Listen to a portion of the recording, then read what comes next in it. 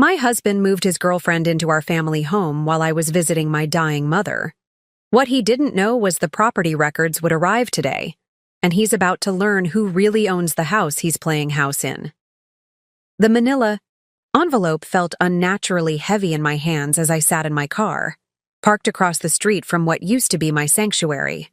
Our 3-bedroom craftsman with the wraparound porch and the garden I'd spent 5 years perfecting. The home Stephen and I had searched for during 6 months of weekend open houses, where we'd planned to raise our family, host Christmas dinners, and grow old together. Before we jump back in, tell us where you're tuning in from, and if this story touches you, make sure you're subscribed, because tomorrow I've saved something extra special for you. Now there was a strange car in the driveway, a sleek red convertible that screamed midlife crisis, parked right where I used to park my sensible sedan. Through the large bay window, I could see movement, a flash of blonde hair that didn't belong to anyone in my family.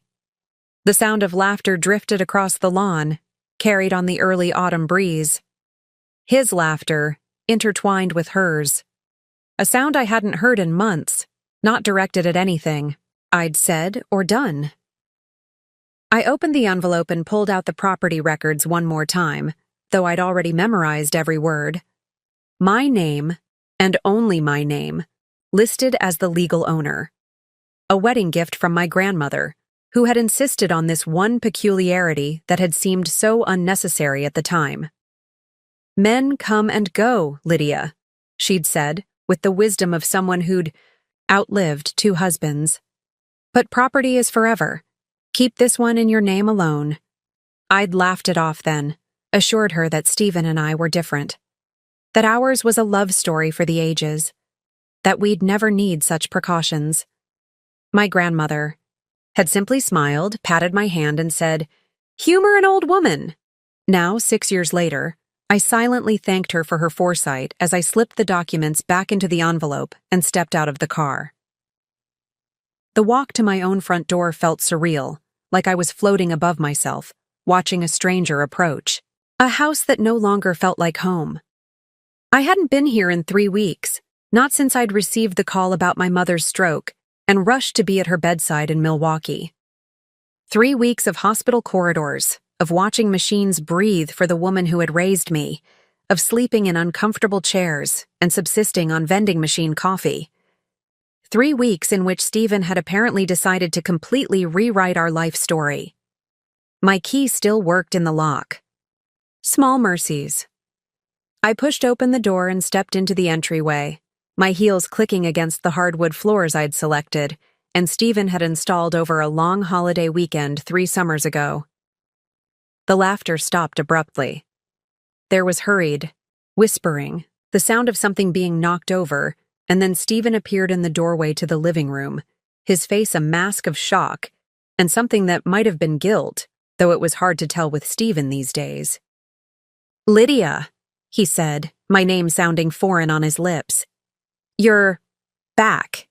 "Evidently," I replied, my voice steadier than I felt. "My mother died yesterday morning." A flicker of something, perhaps genuine sympathy, crossed his face before it was replaced by the careful neutrality he'd perfected in recent months. "I'm sorry to hear that," he said, and for a moment, he almost sounded like the man I'd married. Then his eyes darted nervously toward the living room, and the moment was gone. "I wasn't expecting you back so soon." Clearly, a woman appeared, behind him then, hovering uncertainly in the doorway. Tall and willowy, with the kind of blonde hair that required regular appointments to maintain. She was younger than me, of course she was, but not by as much as I'd feared. She wore yoga pants and one of Stephen's college sweatshirts, the faded blue one I used to steal on lazy Sunday mornings. Hi," she said, offering an awkward wave. "I'm Anna." Of course she was Anna. Of course she had a name and a voice and a life that had somehow become entangled with mine without my knowledge or consent. She was no longer just the woman from Stephen's Instagram posts, the anonymous blonde colleague he'd mentioned with increasing frequency over dinner conversations. She had a name, and she was wearing my husband's clothes in my house. You must be the marketing consultant, I said, my tone deliberately light. Stevens mentioned working closely with you on the new campaign. Anna's eyes widened slightly, darting to Stephen, who had gone very still beside her. Lydia, he began, a warning note in his voice that I chose to ignore. What I can't quite figure out, I continued, setting my purse down on the entryway table with deliberate care, is why the marketing consultation appears to be happening in our bedroom. I gestured toward the stairs, where several items of clothing had been hastily tossed. A silk blouse in a shade of pink I'd never wear, a single high-heeled shoe that definitely wasn't mine. Anna had the grace to look embarrassed, a flush creeping up her neck and into her cheeks. Stephen, on the other hand, seemed to recover some of his composure, drawing himself up to his full height, his jaw setting in the stubborn way that had once been endearing but now just made me want to scream. I think we should talk privately, he said, glancing meaningfully at Anna, who immediately nodded. I should go, she murmured, already backing toward the stairs. I'll just grab my things.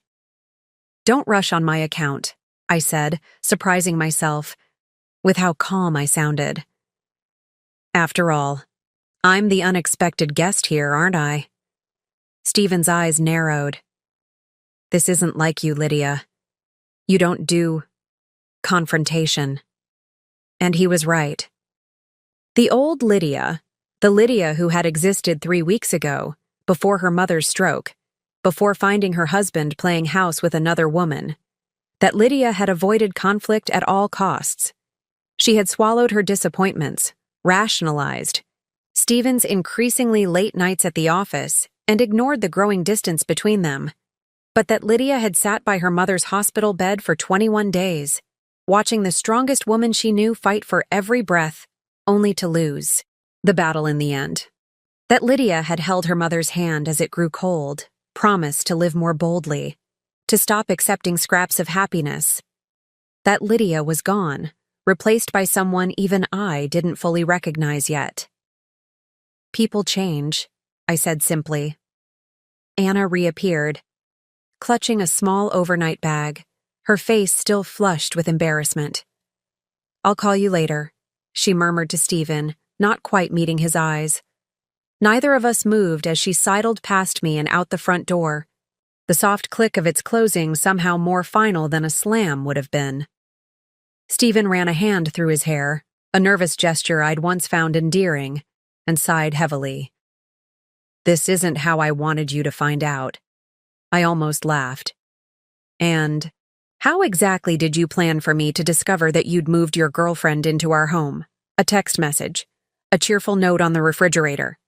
It's not like that, he insisted, though we both knew it was exactly like that. Anna and I, it just happened. I wasn't looking for this. They never are, I replied, echoing my grandmother's words from long ago. And yet somehow it always manages to just happen. Especially when wives are conveniently out of town. Stephen's expression hardened. Your mother's illness was hardly convenient, Lydia. But you've been gone for weeks. You barely called. What did you expect? The audacity of his question momentarily robbed me of speech. I stared at him, this stranger wearing my husband's face, and wondered how I had missed the transformation. When had the man who had held me through my father's funeral, who had once driven 4 hours to bring me my favorite soup when I was sick with the flu, become someone who could blame me for his infidelity because I was caring for my dying mother? I expected basic human decency, I finally managed, my voice barely above a whisper. I expected the vows we made to mean something. I expected you to be the man I thought I married. He had the grace to look away, his gaze fixing on some point beyond my shoulder. People change, he said, throwing my own words back at me. We've been growing apart for years, Lydia. You just haven't wanted to see it. Perhaps there was some truth to that. Perhaps I had ignored the warning signs, made excuses for his emotional absence, convinced myself that every marriage went through rough patches, but that didn't justify what he'd done.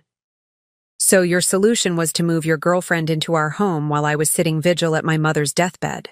I asked, my voice rising despite my efforts to keep it steady.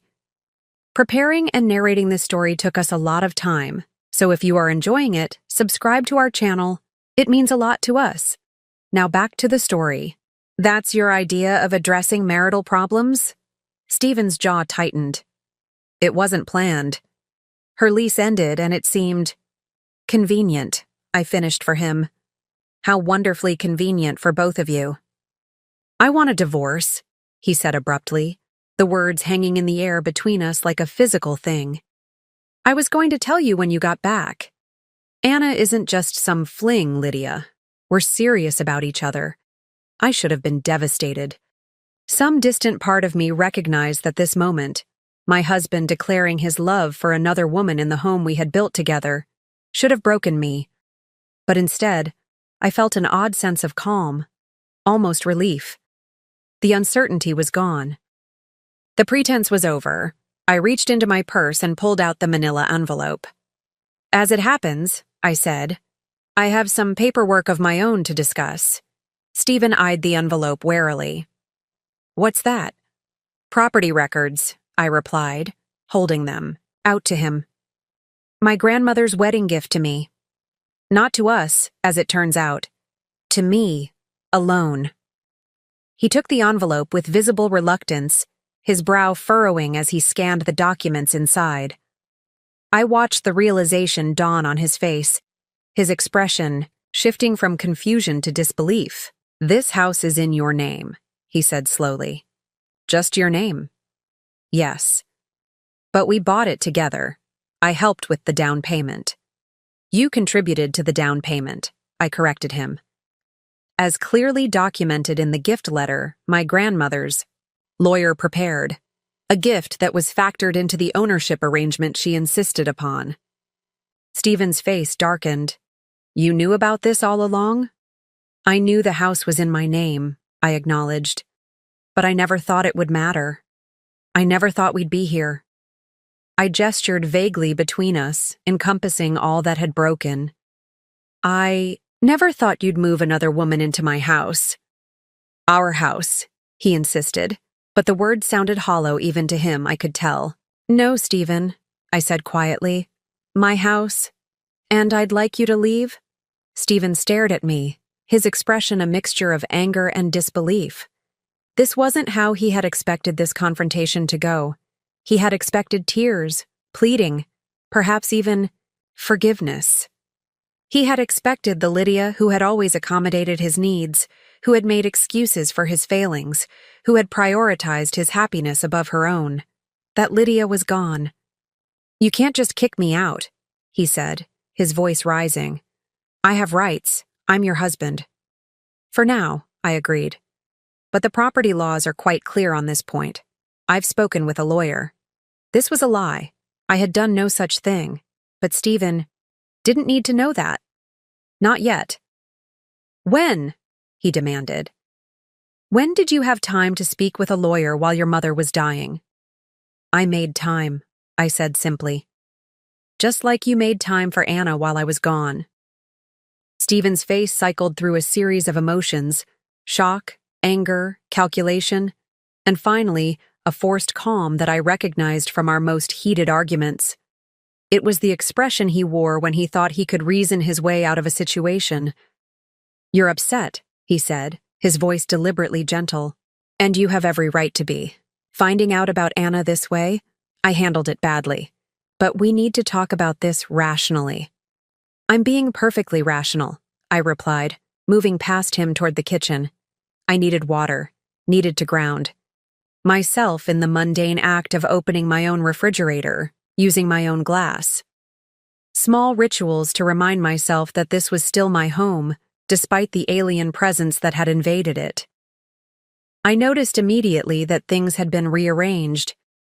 My organized refrigerator now contained unfamiliar yogurt brands, a carton of almond milk, which Stephen had always claimed to hate, and several meal prep containers labeled in flowing handwriting that wasn't mine. In my absence, Anna had made herself comfortable in more ways than one. 3 weeks, I murmured. taking in the evidence of how thoroughly another woman had inserted herself into my life in such a short time. Stephen had followed me and was leaning against the doorframe, watching me with cautious eyes. "What?" "It took you 3 weeks to replace me," I said, turning to face him. "My mother was dying, and you were playing house with your marketing consultant. Did you even think about me at all during that time?" A flash of guilt crossed his face. "Of course I did. I called you." "Twice, Stephen. You called twice in 3 weeks, and both calls lasted less than 5 minutes. He had the grace to look away. I texted too.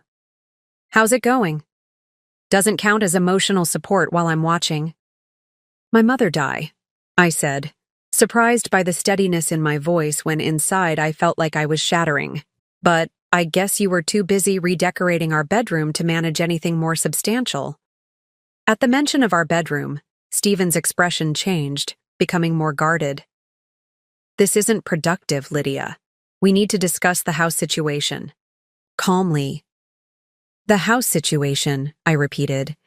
"You mean the fact that you moved your girlfriend into a house that legally belongs to me? That house situation?" "It's more complicated than that," he insisted. "We're married. I've been paying the mortgage." "Half the mortgage," I corrected him, "on a house that's worth 3 times what we paid for it, thanks to the renovations I coordinated and the neighborhood improvements I fought for on the community board you were too busy to join." I watched as he calculated, reassessing the situation and his position in it. Stephen had always been strategic, one of the qualities that had made him successful in his career as a financial advisor. I could practically see him running the numbers, weighing his options. "We should both take some time to cool off," he finally said. "I'll go to a hotel for a few days. We can talk when things aren't so raw."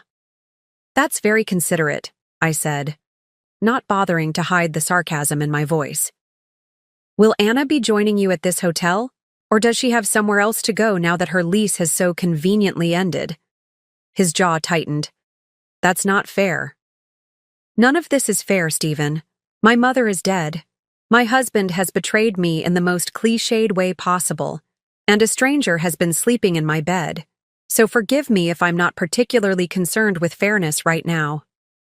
I moved to the kitchen island and set my glass down, noticing for the first time that the framed photos that had once lined the windowsill, pictures of our wedding, our honeymoon, the life we'd built together, had been removed.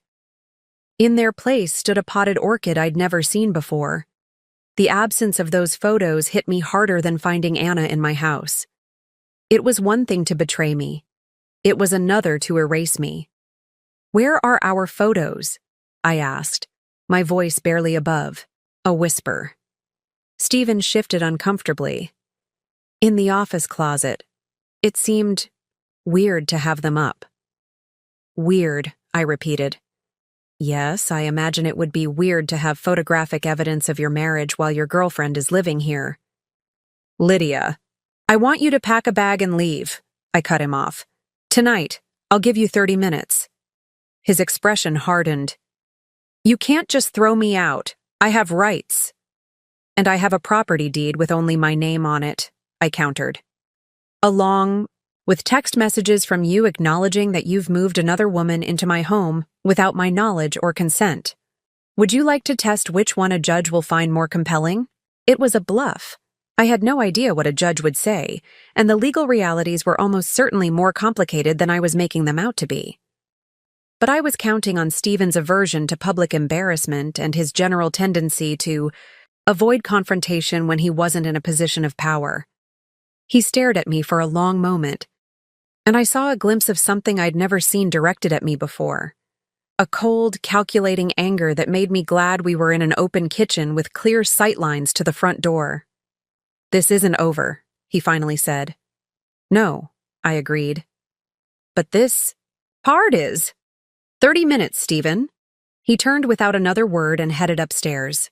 I listened to his footsteps, the familiar creak of the third step, the sound of drawers opening and closing. Sounds that had once been comforting in their domesticity, now loaded with tension and finality.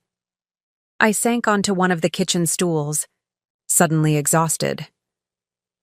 The adrenaline that had carried me through the confrontation was ebbing, leaving behind a bone-deep weariness that had as much to do with my 3 weeks at the hospital as with the current situation. My phone buzzed in my purse. I retrieved it to find a text from Joan, my oldest friend, and the only person who had known I was coming home today. "Did you make it home safe?" I stared at the screen, unsure how to respond. What could I possibly say? "Home safe, but found my husband's. Girlfriend has moved in," seemed both inadequate and melodramatic. Instead, I typed, "We need to talk. Can you come over tomorrow?" Her response was immediate. "That bad?" "I can come now." I hesitated. Part of me wanted Joan here, wanted the buffer of a loyal friend as Stephen packed his things. But another part of me needed to do this alone, to stand on my own 2 feet as I reclaimed my space. "Tomorrow is better. I'll explain then." "Okay, but call if you need me. Anytime." I set the phone down as Stephen reappeared in the kitchen doorway, a large suitcase in one hand and a laptop bag slung over his shoulder. "I'll need to come back for the rest of my things," he said stiffly. "We can arrange a time," I replied, "when I'm not here." He nodded, then hesitated. "Lydia, about the mortgage payment due next week." "I'll handle it," I cut him off, not wanting to have a financial discussion now. "Just like I'll handle my mother's funeral arrangements, alone." A flash of what might have been genuine remorse crossed his face. "I am sorry about your mother. I know how close you were." The sincerity in his voice threatened to crack my composure. This was the problem with long relationships. Even in moments of betrayal, there were threads of real connection, genuine understanding that couldn't be easily severed. "Thank you," I managed, "but that doesn't change where we are now." He shifted the suitcase to his other hand. "I'll have my lawyer contact you about the divorce." Fine. Neither of us seemed to know how to end this bizarre interaction. In movies, there would be a dramatic exit, a slamming door, perhaps even a tearful plea. But real life rarely provided such clean endings. Instead, there was just this awkward moment. 2 people who had once promised to love each other forever, now standing in their shared kitchen, unable to find the right words to close this chapter. "Goodbye, Lydia," he finally said, and walked out. I listened to his footsteps across the hardwood floor, the sound of the front door opening and closing. Through the kitchen window, I watched him load his suitcase into the trunk of his car, his movements mechanical. He didn't look back at the house as he drove away. Only when his taillights had disappeared down the street did I allow myself to truly feel the magnitude of what had just happened. My husband was gone. My marriage was over. My mother was dead. And I was alone in a house that no longer felt like home, surrounded by evidence of another woman's brief tenancy. The tears came then, not the delicate, dignified weeping of a wronged wife in a movie, but ugly, gut-wrenching sobs that bent me double over the kitchen island. I cried for my mother, for the marriage I'd thought I had, for the future I'd planned and lost. I cried until my throat was raw and my eyes were swollen, until there seemed to be no tears left in my body. When the storm of grief finally passed, I straightened up, wiped my face, and took a deep breath. Then I went to the sink, filled a bucket with hot, soapy water, found rubber gloves under the sink, and began to clean. I stripped the sheets from our bed, my bed now, and stuffed them into the washing machine. I scrubbed the bathroom, erasing every trace of the woman who had briefly occupied my space. I returned the photos to the kitchen windowsill, reclaiming my history. It was nearly midnight when I finally collapsed onto the freshly made bed, physically exhausted, but mentally alert. Tomorrow would bring new challenges, calls to lawyers, conversations with friends, the bleak business of arranging my mother's funeral. But tonight, I had reclaimed my home. It was a small victory, but right now, I would take whatever wins I could get. As I drifted toward sleep, one thought crystallized in my mind. This was just the beginning. Stephen thought he had the upper hand because he'd chosen to leave, because he'd been the one to say the word divorce first. But he had underestimated me, just as he had underestimated the legal protections my grandmother had put in place years ago. He would regret that mistake. I would make sure of it. Morning arrived with harsh clarity, sunlight streaming through curtains I hadn't bothered to close the night before. For a blissful moment between sleep and wakefulness, I forgot everything: my mother's death, Stephen's betrayal, the collapse of my marriage. Then reality crashed back, and I lay still, letting the weight of it settle over me like a heavy blanket. My phone buzzed on the nightstand, a text from Joan. "Coming over at 10 with coffee and bagels. No is not an option." I smiled weakly. Joan had been my friend since college, the person who'd stood beside me through every major life event, including my wedding to Stephen. She'd never particularly liked him, a fact she'd diplomatically kept to herself except for one drunken confession during my bachelorette party. "He's too polished," she'd said, her words slightly slurred, like he's always performing. I had dismissed her concerns as typical pre-wedding jitters by proxy. Now I wondered if she'd seen something in him that I'd been too blinded by love to recognize. I dragged myself out of bed and into the shower, letting the hot water wash away the tear stains and exhaustion. By the time Joan arrived, promptly at 10, I had managed to dress and even apply minimal makeup, a small act of defiance against the chaos of my life. "Holy shit," Joan said by way of greeting when I opened the door. She thrust a cardboard tray of coffee cups into my hands and pulled me into a fierce hug. "You look like hell warmed over, but at least you're upright." "Thanks for the assessment," I replied, but found myself leaning into her embrace, drawing strength from the familiar scent of her perfume and the solid warmth of her friendship. Inside, Joan moved through my kitchen with practiced ease, arranging bagels on a plate, finding cream cheese in the fridge, thankfully one item Anna hadn't replaced with her organic alternatives. She didn't ask questions right away, giving me space to gather my thoughts as we settled at the kitchen island with our breakfast. "So," she finally said, after I'd taken a few bites and several sips of coffee, "what happened? And why didn't you tell me you were coming home yesterday?"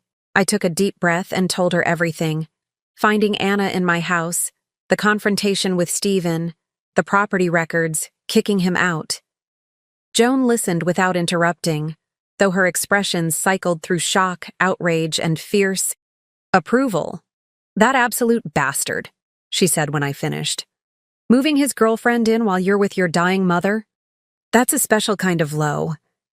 I nodded, grateful for her validation. "I still can't quite believe it happened. Part of me keeps expecting to wake up and find this was all some bizarre nightmare." "Trust me, you're awake," Joan assured me. "And you handled it like a boss. I can't believe you actually kicked him out." "I had the property records," I reminded her. "Without those, I'm not sure I would have had the courage." Joan reached across the island and squeezed my hand. "Don't sell yourself short. You've been finding your backbone for a while now. Remember last Christmas when you finally told your mother-in-law to stop criticizing your cooking? The property records just gave you leverage, not courage." I smiled weakly at the memory. Stephen's mother had been appalled by my assertiveness, though Stephen had actually backed me up for once. It seemed like such a small victory now. "So what's your next move?" Joan asked, refilling our coffee cups. "I need to call a lawyer," I said, voicing the thought that had been circling my mind since Stephen had driven away.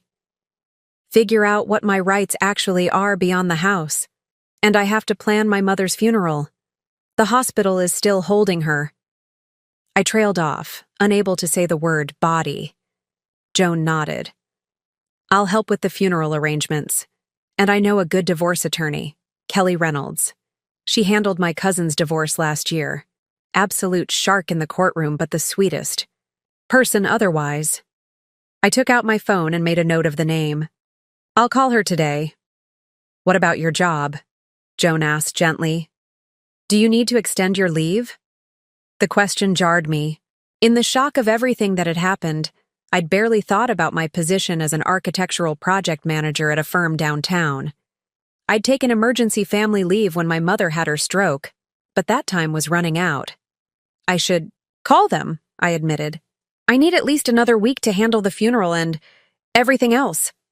Do it, Joan urged. And then call Kelly. Getting legal protection should be your priority right now. After Joan left, armed with promises that I would call if I needed anything, I followed her advice. My boss was understanding about extending my leave, offering condolences about my mother and assuring me my projects could wait. I didn't mention the collapse of my marriage. One personal crisis seemed sufficient explanation for needing more time off. Then I called Kelly Reynolds' office and managed to secure a consultation for the following morning, the receptionist squeezing me in after I mentioned Joan's referral and briefly explained my situation. With those immediate tasks handled, I turned to the grim business of contacting the funeral home in Milwaukee where my mother's body had been transferred. The director was professional and compassionate, guiding me through options for services and burial arrangements. We settled on a small ceremony 3 days later, which would give distant relatives time to make travel arrangements if they wished to attend. By late afternoon, I had made a dozen calls, sent countless emails, and created a detailed to-do list that would carry me through the next several days. The activity had kept the worst of my grief and shock at bay, giving me purpose and direction when I might otherwise have collapsed. But as evening approached, bringing with it the peculiar silence of an empty house, the weight of everything I'd lost pressed down on me again. On impulse, I reached for my phone and pulled up Stephen's contact information. Despite everything, some irrational part of me still wanted to talk to the person who had been my partner for nearly a decade, who had stood beside me when my father died, who knew my history and my heart in ways no one else did. Before I could talk myself out of it, I pressed call. He answered on the third ring, his voice cautious. Lydia? I need to talk to you, I said, hating the tremor in my voice. About what happens next. I told you my lawyer will contact you, he replied, his tone deliberately neutral. I'm not talking about the divorce, I clarified. I'm talking about my mother's funeral. It's on Saturday in Milwaukee. I thought you might want to be there. The silence that followed was deafening. Despite everything, I had expected him to offer support, to slip back into the role of the caring husband he had once been. It was ridiculous, I knew, given the circumstances, but grief rarely follows rational paths. I don't think that's a good idea, he finally said. Under the circumstances. The circumstances where you betrayed me while my mother was dying? I couldn't keep the bitterness from my voice. Lydia, don't do this, he sighed. We're both hurting right now. Adding more conflict won't help either of us. I'm not trying to add conflict, I insisted. I'm trying to find some way to navigate this impossible situation. My mother loved you, Stephen. She considered you her son. And I cared about her too, he said, sounding genuinely regretful. But things have changed between us. My being at the funeral would just create tension when you need to focus on saying goodbye to your mom. His reasonable tone infuriated me more than anger would have. Things haven't changed, Stephen. You changed them. You made choices that destroyed our marriage. At least have the decency to own that. I never meant to hurt you, he said, falling back on the classic line of unfaithful spouses everywhere. But you did hurt me, I replied. And now you're refusing to support me when I need it most. Another silence then. Anna and I are leaving. Town for a few days, a mini vacation we planned before I knew you'd be back so soon. The tickets are non-refundable. The revelation hit me like a physical blow.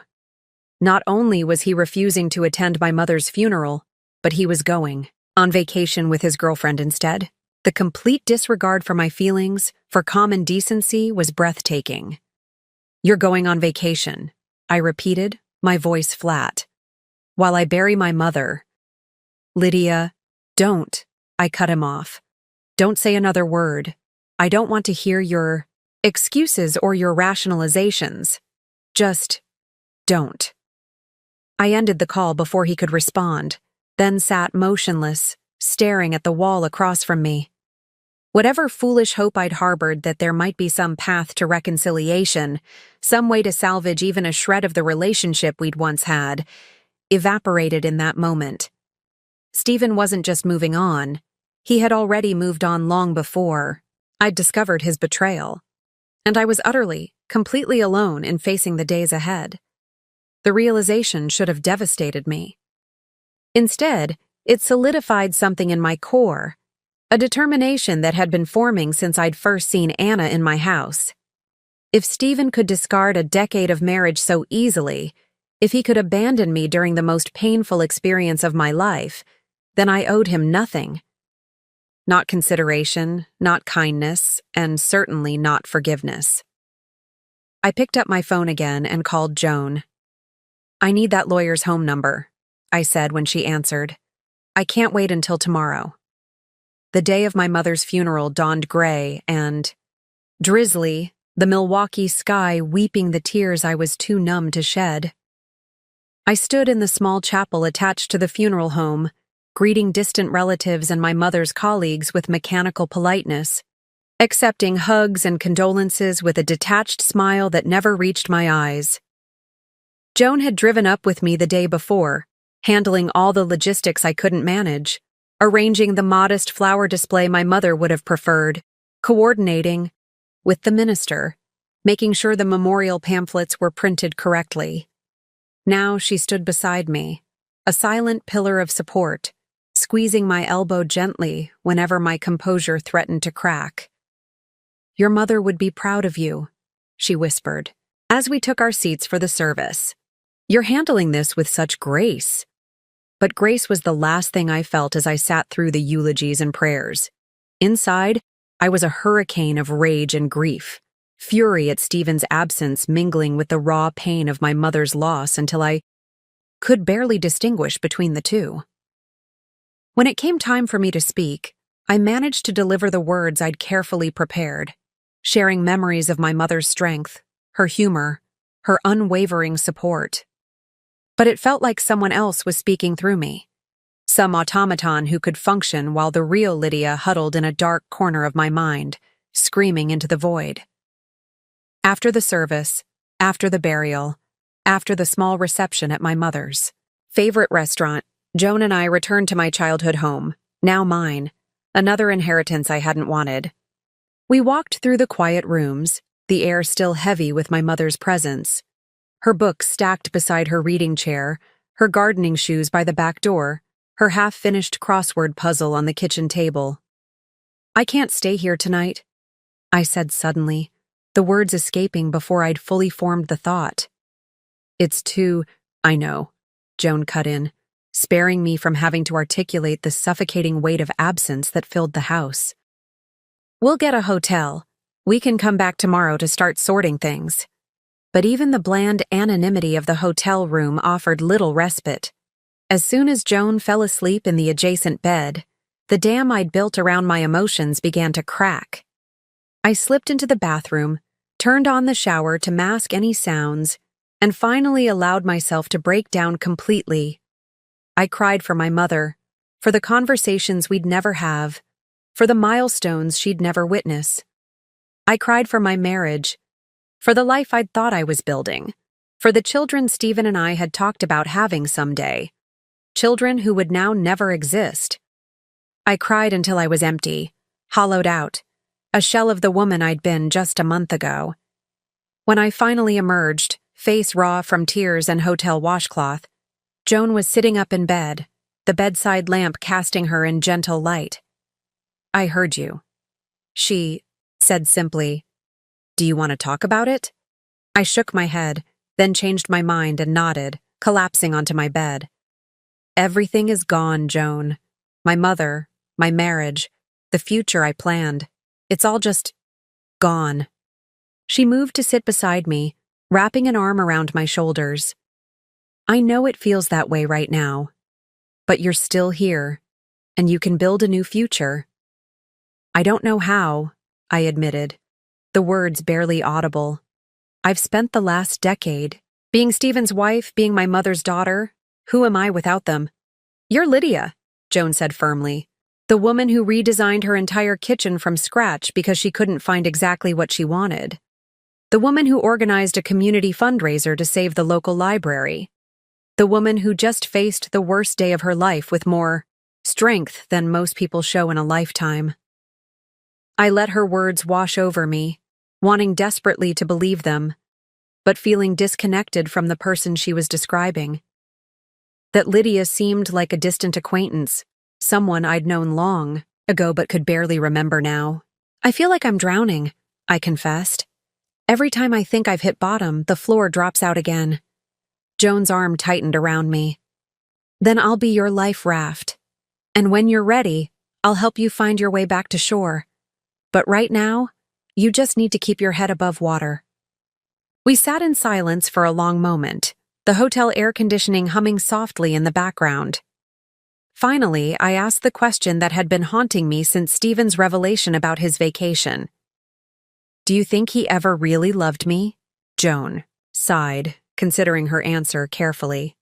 I think he loved the idea of you.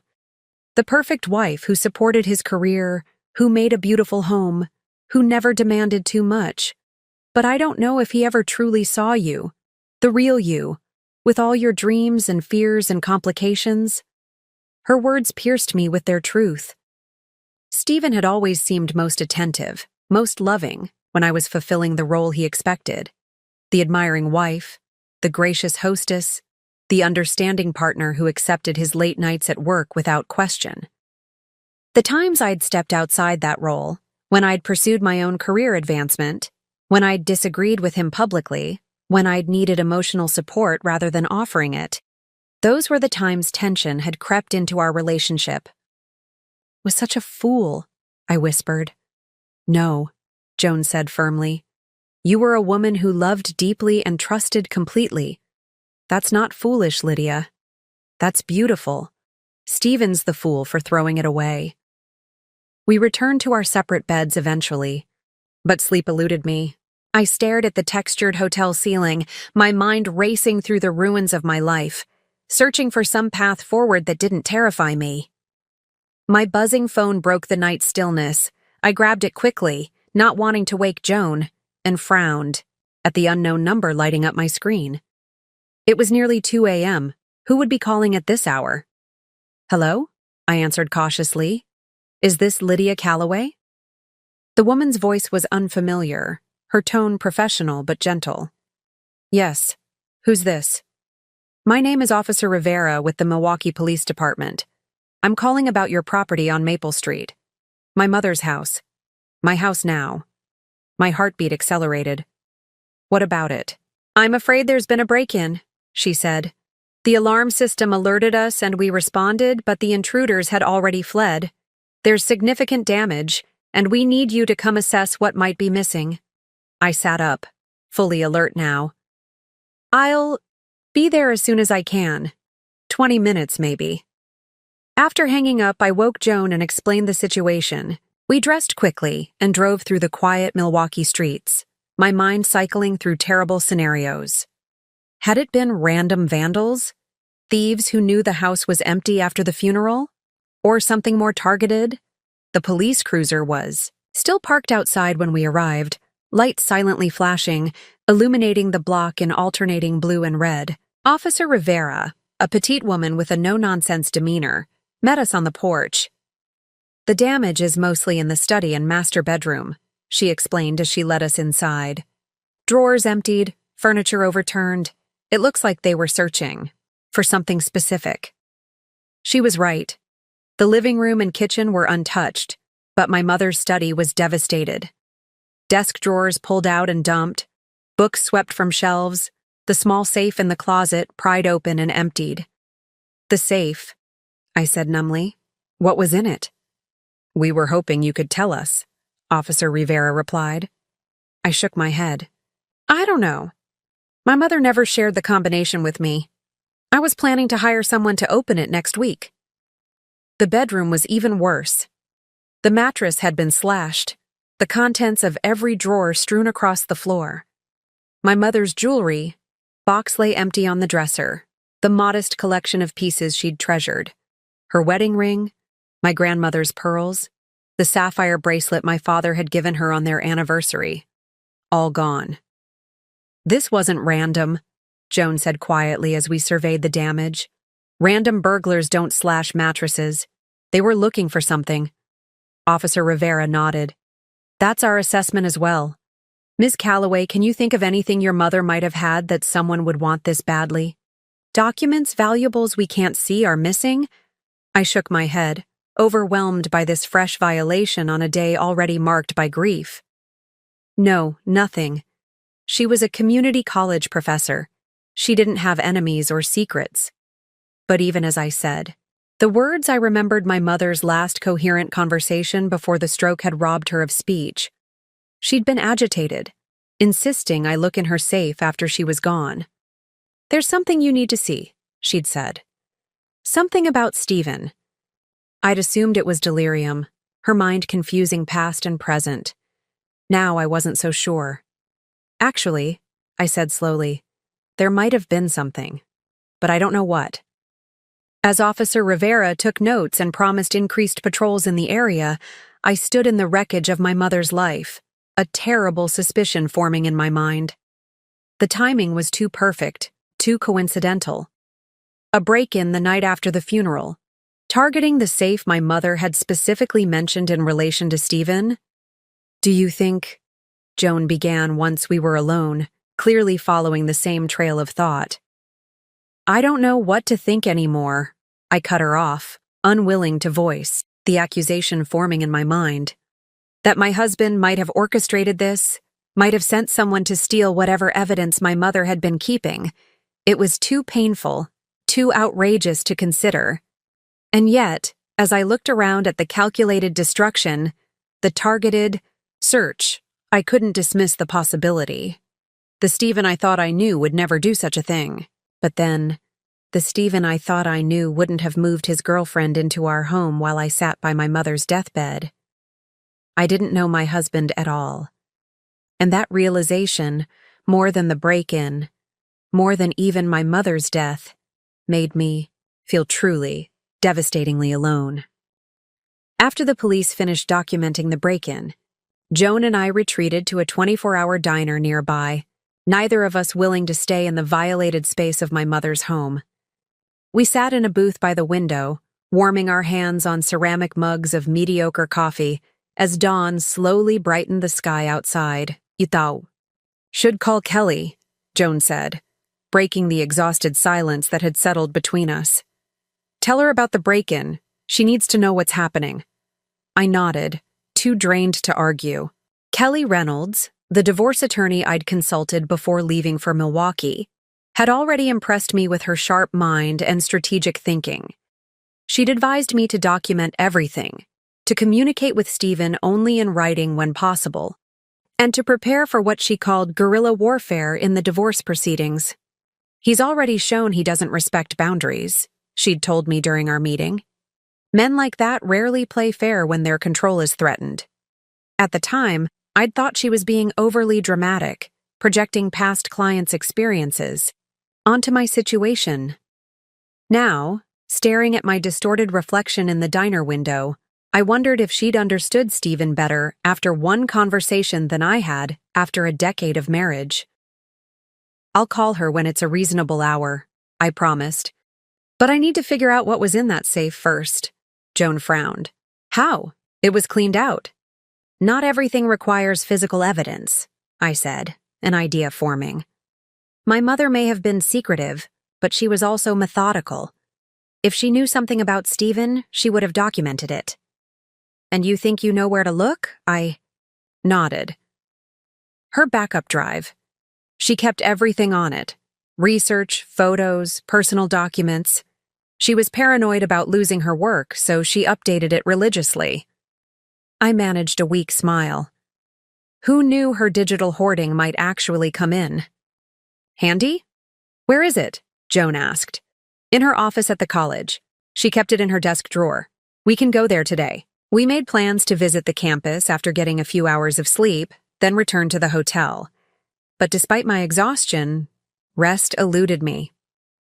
I lay awake, staring at the ceiling, my mind racing with questions. What had my mother discovered about Stephen? Was it connected to his betrayal, or something else entirely? And was he desperate enough to orchestrate a break-in to keep it hidden? By 9 o'clock, I gave up on sleep and headed for the shower. Joan joined me for a quick breakfast, and then we drove to Milwaukee Community College, where my mother had taught English literature for over 20 years. The English department chair, Dr. Warren, met us in the lobby. A tall man with kind eyes and a bow tie. He'd spoken at the funeral about my mother's dedication to her students and her brilliant analytical mind. Lydia, my dear, he said, enfolding me in a gentle hug. I'm so very sorry about what happened at the house. What a terrible thing to experience on top of everything else. News traveled fast in small academic circles, apparently. Thank you, I said. I was hoping I could collect some of my mother's personal items from her office, specifically her external hard drive. Of course, he assured me, leading us through the maze of hallways to the English department. We haven't touched anything yet. I told the administration you'd need time to go through her things before we cleared the office for the next professor. My mother's office was exactly as she'd left it 3 weeks ago when she'd suffered the stroke during office hours. Books lined every available surface. Post-it notes marked passages and texts she was reviewing, and student papers were stacked neatly in her inbox. Her presence was so palpable that for a moment, I half expected her to walk through the door, reading glasses perched on her nose, asking what I was doing there. I'll leave you to it, Dr. Warren said gently. Take all the time you need. And Lydia, your mother was immensely proud of you. She talked about you constantly. The simple statement hit me like a physical blow. I'd known my mother loved me, of course. But hearing that she'd spoken about me with such pride to her colleagues made her absence suddenly acutely painful again. Once we were alone, Joan helped me search the desk drawers for the external drive. We found it exactly where I'd expected, in the bottom right drawer, nestled in its protective case. Now what? Joan asked as I held the small device in my palm. Now we need a computer, I said, glancing at my mother's desktop. But not here, somewhere private. We settled on the campus library, finding a quiet study room in the back where we could connect the drive to Joan's laptop. As the contents loaded, my hands trembled slightly. Whatever my mother had wanted me to find, I was about to discover. The drive was organized with my mother's characteristic precision. Folders labeled by semester, by research project, by personal category. I navigated to the personal section and found a folder simply titled Lydia. Inside were documents related to my education, my wedding, my career milestones. My mother had kept digital records of everything that mattered to her. And there, at Imao. The bottom of the list was a folder labeled Stephen Evidence. Joan and I exchanged a look. Open it, she said softly. Inside were dozens of files, meticulously organized and dated. Financial records, screenshots of bank statements, photographs, email printouts. With growing disbelief, I clicked through document after document, the picture they painted becoming clearer and more disturbing with each new revelation. Oh my God, Joan whispered, reading over my shoulder. He's been embezzling from his clients. It was all there. Records of money moved from client accounts to offshore holdings, falsified investment reports, evidence of a long-running scheme that had apparently funded the lifestyle I'd thought was supported by his legitimate income as a financial advisor. But that wasn't the worst of it. There were also photographs, Stephen with Anna, dating back more than 2 years. Images of them entering hotels, dining at restaurants, even vacationing together in locations Stephen had claimed to be visiting for business conferences. She wasn't. "Just some recent fling," I said numbly. "They've been together for years. Our entire marriage." The final folder contained something even more devastating. A birth certificate for a child, dated 18 months ago. Mother: Anna Marshall. Father: Stephen Calloway. "He has a child with her," I whispered, the world tilting beneath me. A baby. All this time. The implications crashed over me in waves. Stephen hadn't just betrayed me with an affair. He'd built an entire parallel life with Anna. They had a child together, a fact he'd hidden while still sharing my bed, while still discussing having children with me someday. "I'm so sorry, Lydia," Joan said, her voice thick with anger and compassion. "This is beyond betrayal. There aren't even words for what this is." I sat back in the chair, struggling to process the magnitude of the deception. Every anniversary dinner, every weekend trip, every intimate moment we'd shared over the past 2 years, all of it had been a lie. While I'd been planning our future, Stephen had already created one with someone else. That's why he was so desperate. To get whatever was in my mother's safe, I said, the pieces finally clicking into place. She must have been investigating him, gathering evidence, but how did she know? How did she figure it out when I had no idea? "Your mother was brilliant," Joan reminded me. "And she was looking out for you. She always had." A new file caught my eye, a text document simply titled, "For Lydia." I clicked it open with trembling fingers and found a letter from my mother, dated just weeks before her stroke. "My dearest Lydia, if you're reading this, I'm either gone or have finally found the courage to show you the truth.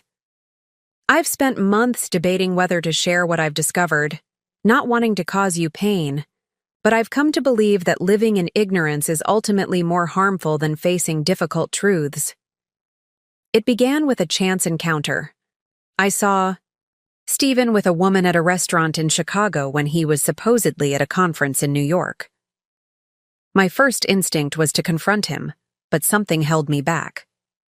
Instead, I started paying attention, asking questions, following trails that led to the evidence I've compiled here. What you do with this information is, of course, entirely your decision. I know you love Stephen, and I know how devastating this revelation will be. But you deserve to make choices based on reality, not illusion, no matter how painful that reality might be.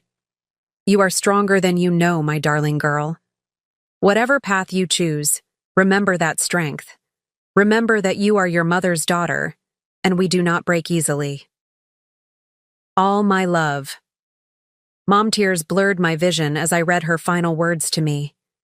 Even in death, my mother was protecting me, guiding me, giving me the tools I needed to face an unthinkable betrayal. She knew, I whispered. All this time she knew, and she was gathering evidence to protect me. Joan squeezed my shoulder. "What are you going to do?" I stared at the screen, at the evidence of years of deception spread before me. The numbness that had enveloped me since the funeral was receding, replaced by something harder, colder, and infinitely more focused. "I'm going to make copies of everything," I said, my voice steadier than I'd expected. "Then I'm going to call Kelly, and then—" I took a deep breath, feeling something shift within me, some fundamental transformation, taking root. "Then I'm going to make Stephen wish he'd never betrayed either of us." Kelly Reynolds' office occupied the entire top floor of a historic building in downtown Milwaukee, with floor-to-ceiling windows overlooking the river. The receptionist, a young man with impeccable fashion sense, led us through the glass doors, emblazoned with Reynolds Family Law, and into a conference room where Kelly was waiting. She rose to greet us, her tailored charcoal suit and sleek bob projecting exactly the kind of polished competence I needed. At 40-something, Kelly had the confident bearing of a woman who had faced down countless adversaries and emerged victorious. "I'm sorry about your mother," she said, her handshake firm. "And about the break-in. Quite a coincidence, wouldn't you say? I appreciated that she didn't pretend it was anything else. Not a coincidence at all, I replied, setting my laptop on the conference table. And I have proof. Over the next hour, Joan and I walked Kelly through the contents of my mother's external drive, the financial records documenting Stephen's embezzlement, the evidence of his long-standing affair with Anna, and most damning of all, the birth certificate, confirming they had a child together. Kelly took meticulous notes, occasionally asking clarifying questions, but mostly listening with an expression of growing calculation. I could almost see the strategic wheels turning behind her sharp eyes. "This changes everything," she said when we finished. "Your divorce just went from standard to significantly complex and potentially very advantageous for you." "What do you mean?" I asked. "Financial fraud during a marriage creates enormous leverage," Kelly explained, "especially when it's paired with evidence that someone has intentionally hidden assets, which your husband has clearly done. The courts take a very dim view of that behavior." "So what's our next step?" Joan asked, leaning forward. Kelly closed her notebook and tapped her pen against it thoughtfully. "We need to secure these documents legally. Right now, they're excellent intelligence, but we need to transform them into admissible evidence." "How do we do that?" I asked. "First, we file for an emergency court order to freeze your joint assets before Stephen can move or hide them further. The evidence of embezzlement is compelling enough that a judge will likely grant it." She made a note. "Second, we get a forensic accountant to analyze these financial records and prepare expert testimony. I have someone I work with regularly who specializes in uncovering hidden assets in divorce cases." Kelly looked up at me, her expression serious. "However, we also need to consider the criminal implications. What your husband has done isn't just grounds for divorce, it's potentially criminal fraud. Are you prepared for where this might lead?" The question gave me pause. Was I ready to see Stephen potentially face criminal charges? To be responsible for sending the father of my once-planned children to prison? 6 weeks ago, the very thought would have been unimaginable. But the man I'd discovered wasn't the man I'd married. He wasn't even the man I'd thought I was divorcing just days ago. "I need to think about that aspect," I said honestly. "But I want to use everything we have to protect myself and get what I'm entitled to." Kelly nodded. "That's fair. And strategically, the threat of criminal exposure often motivates very generous settlement offers. Sometimes more than what you'd get at trial." She stood and walked to a whiteboard mounted on the conference room wall. "Let's map out exactly what we're dealing with and what resources we'll need." Over the next 2 hours, Kelly methodically outlined our strategy, breaking it down into immediate actions, short-term goals, and long-term objectives. She assigned tasks with the efficiency of a military commander planning a complex operation. "You need a team," she explained as she wrote names and contact information on the whiteboard. "A forensic accountant to track the money trail, a private investigator to document the ongoing relationship and potentially uncover additional evidence, a financial advisor, one with no connection to Stephen, to help you understand your current position and future needs." I watched as the list grew, feeling both overwhelmed and oddly reassured. For the first time since discovering Stephen's betrayal, I felt like I had a roadmap, a way forward through the chaos. "What about the authorities?" Joan asked. "Should we report the embezzlement?" Kelly considered this. "That's Lydia's decision. But from a strategic perspective, having the evidence and decision of whether to report it creates significant leverage. Once it's reported, that leverage diminishes somewhat." She turned to me. "The other factor to consider is the impact on innocent parties, his clients who've been defrauded, for instance. There are ethical considerations beyond your divorce." Nodded, understanding the complexity of the situation. "For now, I want to focus on protecting myself and establishing my legal position. We can decide about reporting later, when I have a clearer picture of everything." "Good," Kelly said approvingly. That gives us time to assemble the strongest possible case while maintaining maximum flexibility. She checked her watch. I need to file the emergency motion to freeze assets immediately. The temporary restraining order against removing or hiding marital property as well. Do you have time to review and sign the paperwork now? Of course, I said, grateful for her urgency. While Kelly stepped out to have her assistant prepare the documents, Joan squeezed my hand. You okay? This is a lot to process. I took a deep breath, considering the question. Was I okay? My mother was dead. My husband had betrayed me in ways I was still struggling to comprehend. My life had been upended completely in less than a month.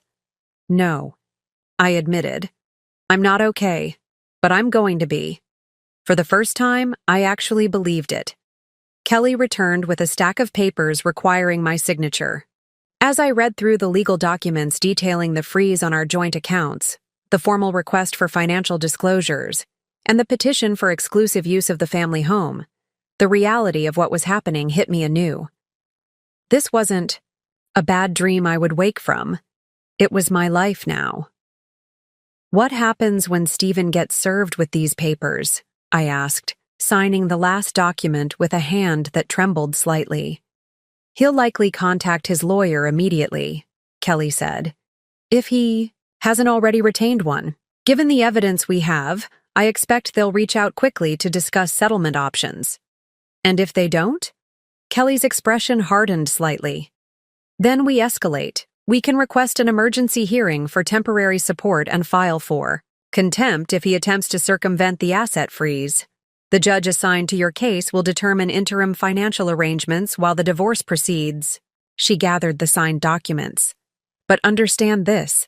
Most divorce cases settle before trial, even contentious ones like yours. No one wants their dirty laundry aired in open court, especially someone with as much to hide as your husband. After finishing with Kelly, Joan and I met with the forensic accountant she'd recommended, Samuel Weiss, a former IRS investigator with a reputation for finding money others had worked hard to conceal. Financial criminals follow patterns, explained as he examined the documents I'd brought. Even sophisticated ones. Your husband's scheme is actually fairly common in the financial advisory world. Skimming from client accounts, creating false statements, using the embezzled funds to support a lifestyle beyond his legitimate means. Can you track exactly how much he's taken? I asked. Samuel nodded confidently. With these records as a starting point, absolutely. I'll need access to your joint tax returns for the past 7 years, bank statements, investment accounts, credit card statements, anything financial. Some of those are in the house in Portland, I said, realizing the logistical challenge of gathering everything while I was still in Milwaukee. I can help with that, Joan offered. I'll go back ahead of you, pack up what you need. I felt a rush of gratitude for her friendship. Are you sure? Positive, she affirmed. You focus on handling things here. I'll secure the documents. Our final meeting of the day was with Eric Daniels, the private investigator Kelly had recommended.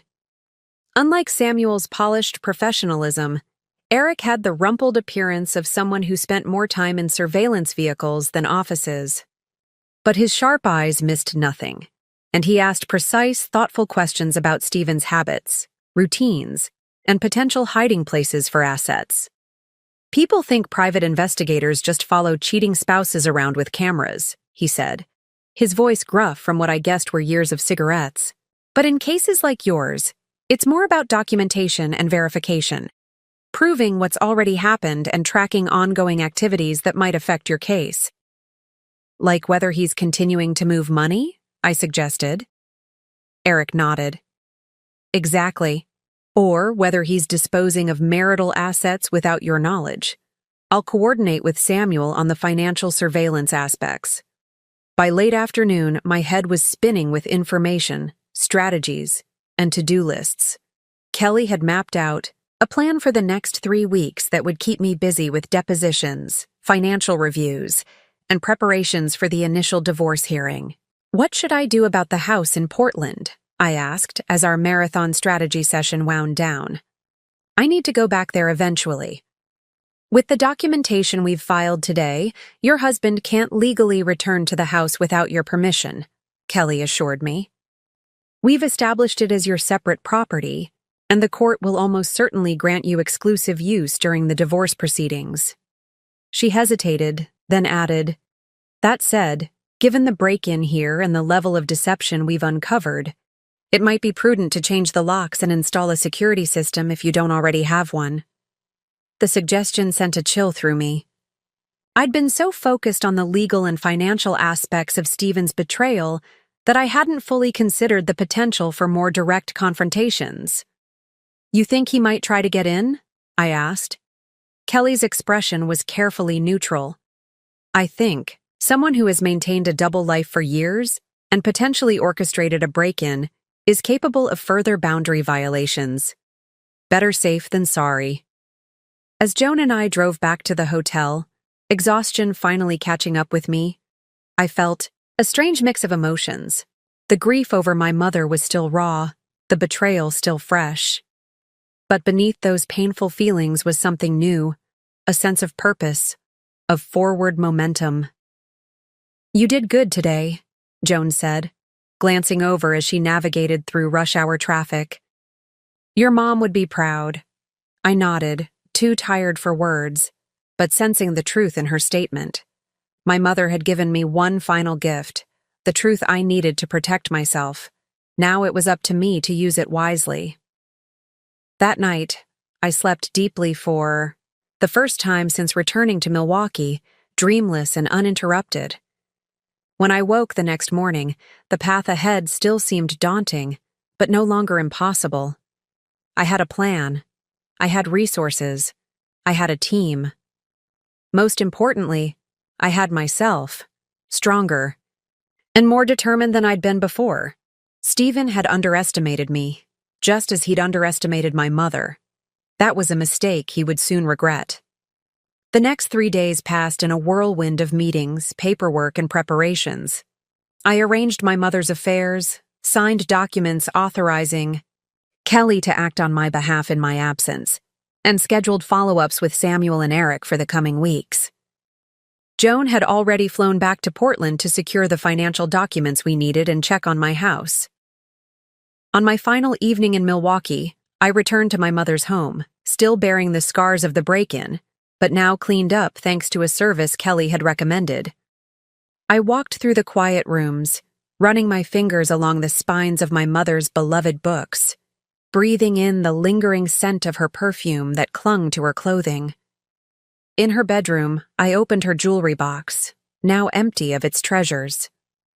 The loss of those family heirlooms stung, not for their monetary value but for the history they represented, tangible links to my grandmother, my great-grandmother, generations of women whose strength I carried in my blood. As I was about to close the drawer, something caught my eye. A small irregularity in the fabric lining. Curious, I pressed against it and felt a hard object beneath. Carefully, I peeled back the velvet to discover a small key taped to the bottom of the drawer, along with a note in my mother's handwriting. First National, Box 317. My heart raced as I realized what I'd found, the key to a safety deposit box I hadn't known existed. My mother, ever cautious, had created a backup plan even for her backup plan. Early the next morning, before my flight back to Portland, I visited First National Bank in downtown Milwaukee. The bank manager, after verifying my identity and my mother's death certificate, escorted me to the vault area where safety deposit boxes lined the walls. "Take all the time you need," he said, unlocking box 317 with his master key and my mother's key, then discreetly stepping away. Inside the box lay a small leather pouch and a sealed envelope with my name on it. I opened the envelope first, finding another letter from my mother. "My darling Lydia, if you're reading this, you've found the key and figured out its purpose. Always my clever girl. Inside the pouch are items too precious to leave unprotected. Your grandmother's wedding band, the locket with pictures of your father and me on our wedding day, and the sapphire earrings that have passed through our family for 4 generations. I've also included a flash drive containing copies of all the evidence about Stephen, along with additional documentation you might need. The original property deed to your home in Portland showing your sole ownership, insurance policies, and several accounts I've established for you that Stephen knows nothing about. You see, I've been preparing for this possibility longer than you might imagine. A mother senses things, and I sensed something wasn't right with your marriage years ago. Call it intuition, call it meddling. I prefer to think of it as protection. Look particularly at the Cayman Islands account information. The money there came from your grandmother's estate, funds I never told you about. I've been investing it quietly for years, building a safety net you might someday need. That day has apparently come. Remember who you are, Lydia. You come from a long line of women who bend but never break. All my love. Mom, with trembling hands, I opened the pouch and found exactly what she'd described. The family jewelry I'd thought, lost forever, along with a small flash drive. Relief washed over me, followed by a wave of gratitude for my mother's foresight.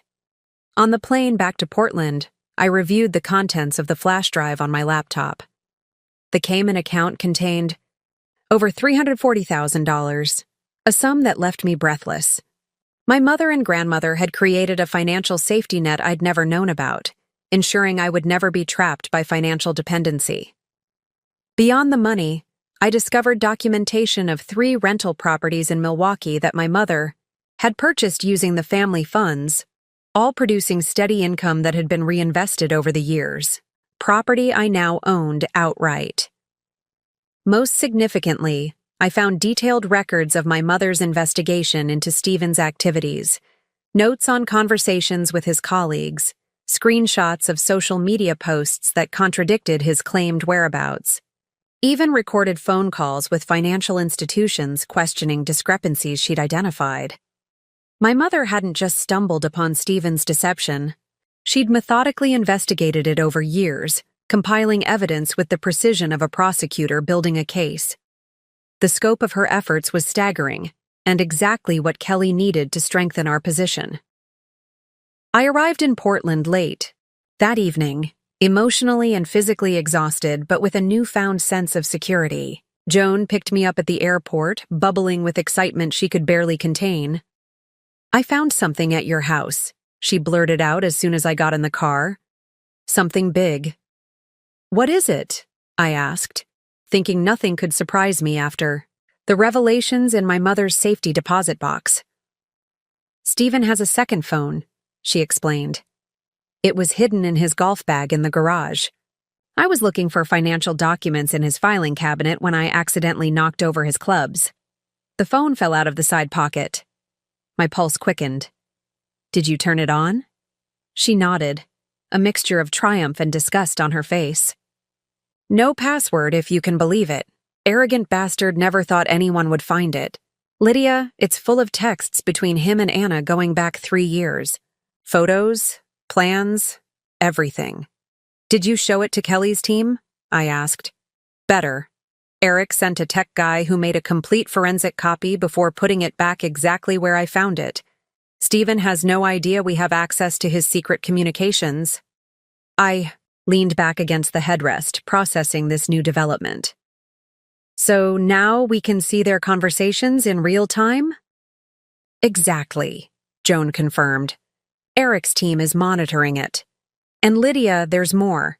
The texts mention other bank accounts, properties in Anna's name that Stephen paid for. They've been planning this for years. How to hide assets, how to minimize what you'd get in a divorce." Instead of feeling devastated by this additional betrayal, I felt a strange sense of calm certainty. Every new revelation only confirmed what I already knew, that the man I'd married was a stranger, a carefully constructed facade hiding something rotten at the core. But now, for the first time, I had the advantage. While Stephen believed he still controlled the narrative, still held all the cards, I was gathering resources and information he didn't know I possessed. His careful plans, his hidden assets, his secret communication, all of it now visible to Me while he remained in the dark. He thinks I'm just the grieving, betrayed wife, I said quietly as we drove through the nighttime streets of Portland toward my house. He has no idea what's coming. Joan glanced at me, a smile spreading across her face. No, he really doesn't. And in that moment, I felt something I hadn't experienced since before my mother's stroke, a sense of power, of agency over my own life. Stephen had underestimated me, had counted on my compliance and ignorance. That mistake would cost him everything. The following morning, I woke in my own bed for the first time in nearly a month. The house felt different, cleaner somehow, without Stephen's presence. Joan had not only gathered the financial documents we needed, but had also taken it upon herself to change the locks, install a security system, and remove every trace of Anna's brief residence. I burned the sheets, she'd admitted with a slightly manic gleam in her eye. Probably unnecessary, but extremely satisfying. Over coffee at my kitchen island, we connected with Kelly via video call to share the discoveries. From my mother's safety deposit box and the contents of Stephen's secret phone, Kelly's professional composure cracked briefly, a smile of genuine delight crossing her face as she processed the implications. "This is extraordinary," she said, tapping notes into her tablet. "The hidden accounts in the Caymans, the real estate, holdings in Anna's name, the second phone. It's a perfect storm of discoverable assets and documented deception." "So what do we do with all of it?" I asked, cradling my coffee mug between my palms. Kelly's expression turned thoughtful.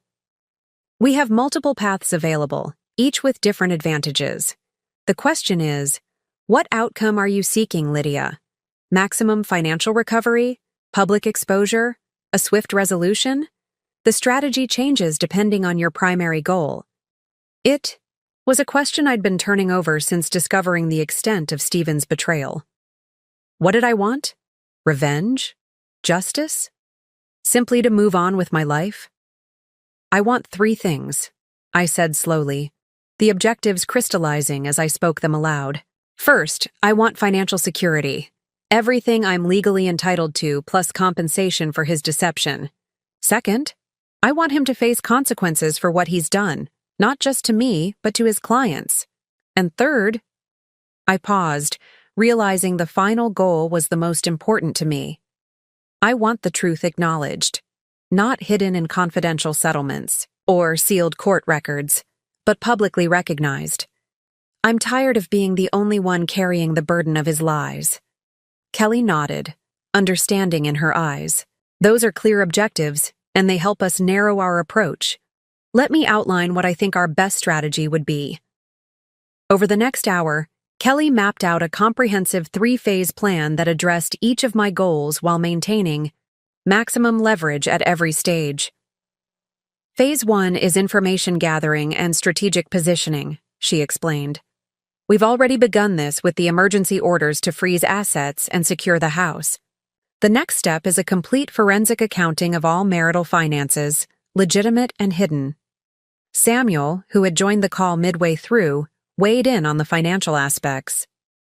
"Based on what we've uncovered so far, I estimate Stephen has diverted at least $1.2 million from both marital assets and client funds over the past 3 years. The properties held in Anna's name add another $900,000 in concealed assets, all of which should be subject to division in the divorce proceedings," Kelly added.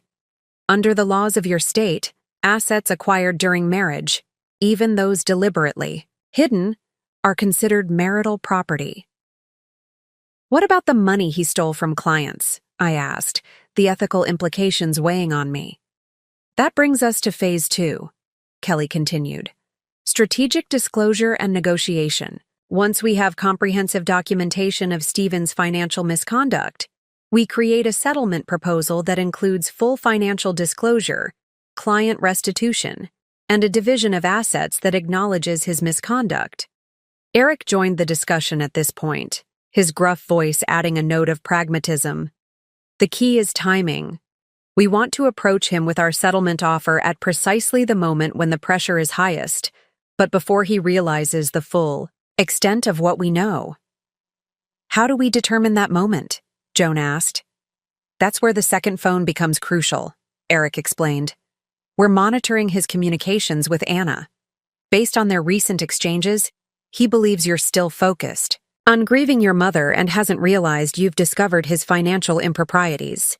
He's planning to file for divorce next week, I added, recalling the texts Joan had shown me. He thinks he'll control the process because he's prepared and I'm not. Kelly smiled thinly. Perfect. We'll let him file, wait 48 hours for him to feel secure in his position, then counter with our complete package of evidence and demands. What if he refuses to settle? I asked, the possibility nagging at me. Then we move to phase 3, Kelly said, her tone hardening slightly. Full exposure and litigation. We file complaints with the SEC and the state licensing board regarding the client fund misappropriation. We petition the court for full disclosure of all financial improprieties as part of the divorce proceedings, and we ensure that any attempt to seal the records is vigorously opposed. Would that work? Joan asked skeptically. Not all records can be kept public, Kelly acknowledged. But in cases involving financial fraud, courts often allow greater transparency. And frankly, even the threat of public exposure is usually enough to bring an adversary back to the settlement table. As the strategy session continued, we refined the plan further, addressing potential challenges and contingencies. Samuel would accelerate the forensic accounting process, focusing first on documenting the most egregious examples of financial misconduct. Eric would continue monitoring Stephen's communications while also gathering evidence about his ongoing activities.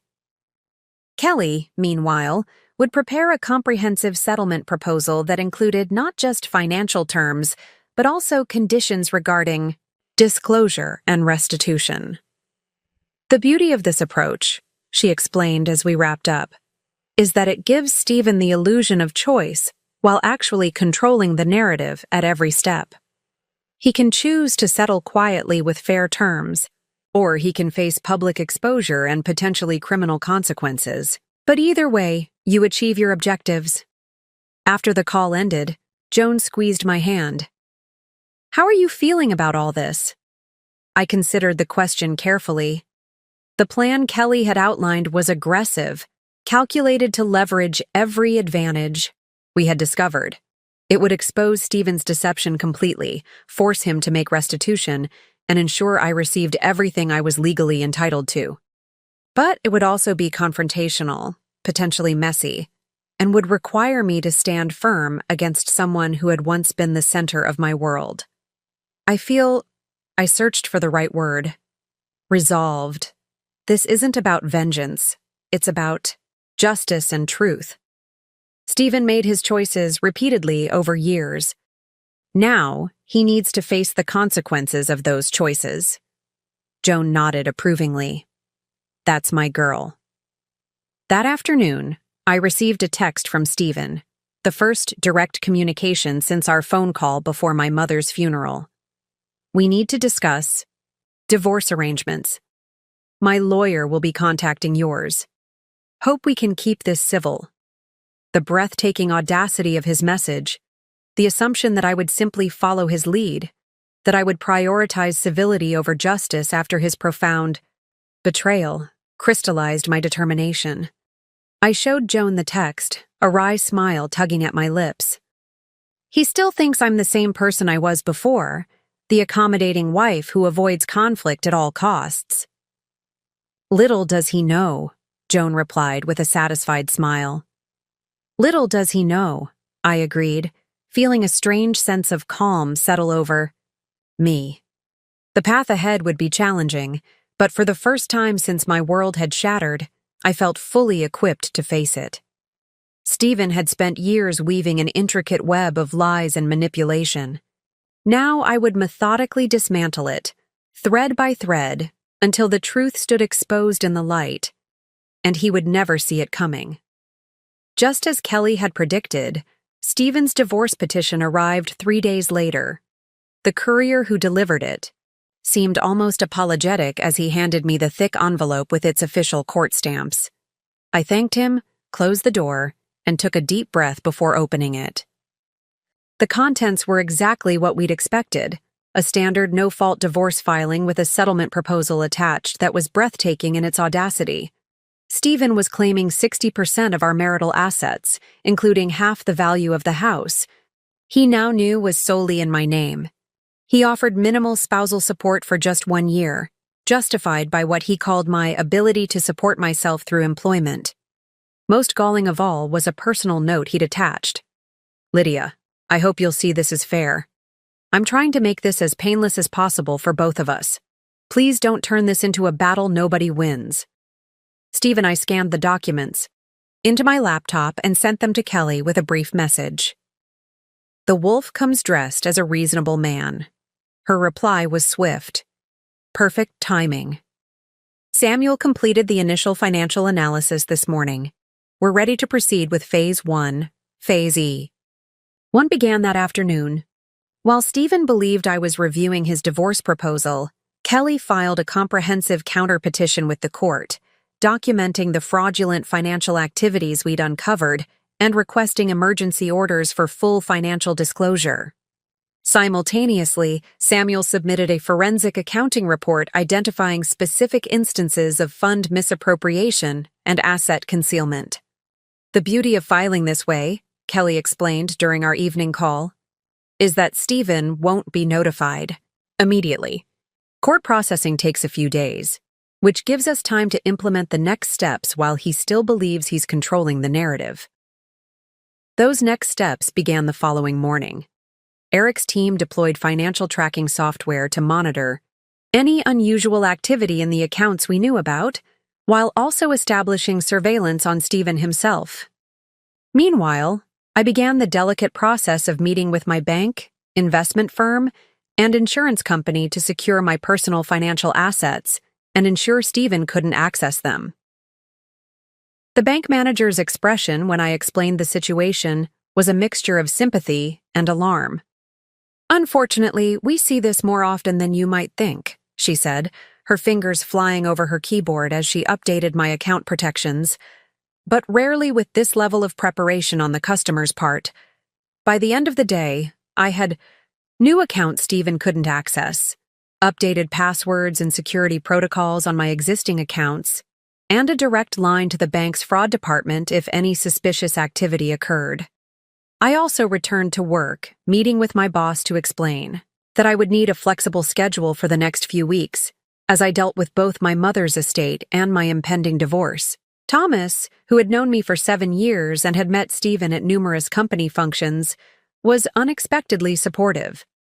"Take whatever time you need," he said, his usual brisk manner softened by concern. "And Lydia, for what it's worth, I never liked that husband of yours. Too smug by half." I laughed despite myself. "Apparently, a lot of people saw what I missed." Thomas shook his head. "You didn't miss it. You chose to see the best in him. There's a difference." On day 3 of our plan's implementation, the first direct confrontation occurred. I was reviewing project specifications at my desk when my cell phone rang, Stephen's name lighting up the screen. I had been expecting this call. Eric had warned me that Stephen had received notification of our court filings that morning. I answered with deliberate calm. "Hello, Stephen." "What the hell is this?" he demanded, skipping any pretense of civility. "I just got a call from my lawyer about some insane court filing you've submitted. Fraud allegations? Hidden assets? Have you lost your mind?" "I've found it, actually," I replied evenly. "Along with quite a lot of financial evidence you probably wished stayed hidden." There was a moment of silence, then a change in his tone. The shift to the reasonable, persuasive voice he'd used countless times when trying to manage a difficult situation. "Lydia, I don't know what you think you found, but this is a dangerous road you're going down. Making false accusations." "They're not false, Stephen," I interrupted, my voice steady. "We have the offshore account records. We have the property deeds in Anna's name. We have the documented transfers from client accounts. We have all of it." Another silence, longer this time. When he spoke again, there was a new edge to his voice. concern mingled with calculation. Whatever you think you know, there are explanations. Things aren't as black and white as they might appear.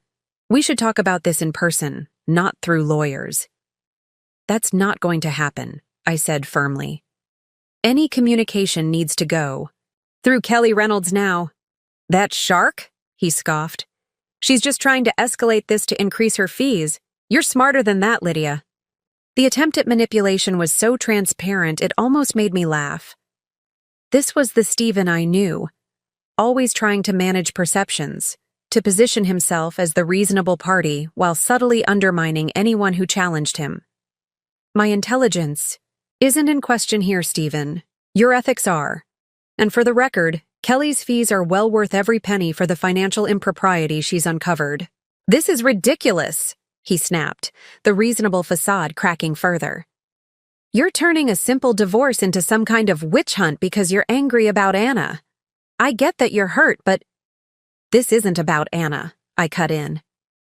Or not, just about her. This is about years of lies, financial fraud, and betrayal. This is about the child you had with her while still married to me. The silence that followed told me everything. He hadn't known we were aware of the child. It was the one piece of information we deliberately held back from the initial court filing, saving it as a strategic revelation for precisely this moment. How did you... he began, then stopped himself. Whatever you think you know, we know everything, Stephen, I said quietly. Every account, every property, every lie, and we're just getting started. I ended the call before he could respond, my heart pounding, but my resolve stronger than ever.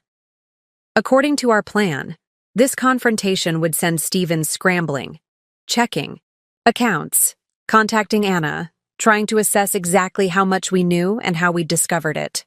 Let him panic, Kelly had advised. Every move he makes in response will only strengthen our position. Sure enough, within 30 minutes, Eric sent me a text. Subject: moving money between accounts. Documented. Also made 3 calls to offshore. Numbers. Surveillance continuing. Phase 1 was proceeding exactly as planned. Stephen was reacting, not strategizing, exactly where we wanted him to be. That evening, as I sat on my porch watching the sunset with a glass of wine, my phone pinged. With a message from a number I didn't recognize. This is Anna. We need to talk. I smiled into my wine glass. Phase 2 was about to begin. I stared at Anna's text message for a long moment, then forwarded it to Kelly with the question, should I respond? Her reply came quickly. Yes, but carefully. Suggest a public meeting place. Record everything. Don't. Go alone. After consulting with Kelly and Eric, I crafted a response that was deliberately neutral. I'm willing to meet. Tomorrow, 2 p.m., Riverside Cafe downtown. Anna's agreement came within minutes. Joan immediately volunteered to accompany me. But Kelly suggested someone less recognizable to Stephen would be better. We don't want him to know you're meeting if Anna tells him, she explained. And so at 1:45 the following afternoon, I found myself sitting at a corner table in the busy cafe. Eric's associate, a woman in her 30s named Melissa, who could easily blend in as a friend, seated at the next table, her phone positioned to record our conversation. Anna arrived precisely at 2, and I was struck again by how different she was from what I'd expected. In my imagination, Stephen's mistress had taken on almost mythical proportions, more beautiful, more sophisticated, more everything than me. The reality was more mundane, a woman roughly my age, attractive but not stunningly so, dressed in business. Casual attire, her expression a mixture of determination and unease. Thank you for meeting me, she said, sliding into the seat across from me. She placed her handbag on the table, angled in a way that made me immediately suspicious it contained a recording device of her own. What did you want to discuss? I asked, keeping my voice neutral. Anna glanced around, then leaned forward slightly. I think we should talk about how to resolve this situation without things getting ugly. Stephen says you're making some serious accusations. Not accusations. Facts, I corrected her. Facts supported by substantial evidence. She shifted uncomfortably. Look, I understand you're hurt. Finding out about us. The way you did was terrible. Stephen handled everything badly, and I'm sorry for my part in that. Are you sorry about moving into my house while I was with my dying mother? I asked, unable to keep a slight edge from my voice. Or just sorry I came home early and caught you? A flush crept up her neck. I deserve that. But Lydia, can I call you Lydia? This doesn't have to get messier than it already is. Whatever you think Stephen's done. I know what he's done, I interrupted. The question is how much you know. Are you aware of where the money came from for the condo in your name? Or the beach house in Oregon? Or the trust fund for your child? Her eyes widened almost imperceptibly, confirmation that she'd been at least partially in the dark about the source of Stephen's wealth. Stephen has been very successful in his investments, she said carefully. He's built his business from nothing. I couldn't help the small, incredulous laugh that escaped me. Is that what he told you? That he built his business? Stephen joined an established firm 7 years ago. He brought no clients with him. Everything he has, he either married into or stole. Anna's expression hardened slightly. I didn't come here to listen to you disparage him. Why did you come, Anna? To convince me to drop the financial fraud claims? To protect Stephen? Or to protect yourself? She sat back, reassessing me. I could almost see her adjusting her approach, realizing I wasn't the emotional, easily manipulated woman she'd expected. I came to suggest a compromise, she finally said. One that would benefit all of us. Stephen is prepared to be generous. In the divorce settlement, if you'll withdraw the more inflammatory accusations. Generous with whose money? I asked pointedly. The funds he embezzled from his clients? The marital assets he hid from me? Or perhaps the money from selling property that isn't legally his to sell? Anna's confident facade cracked slightly. I don't know what you're implying. I'm not implying anything.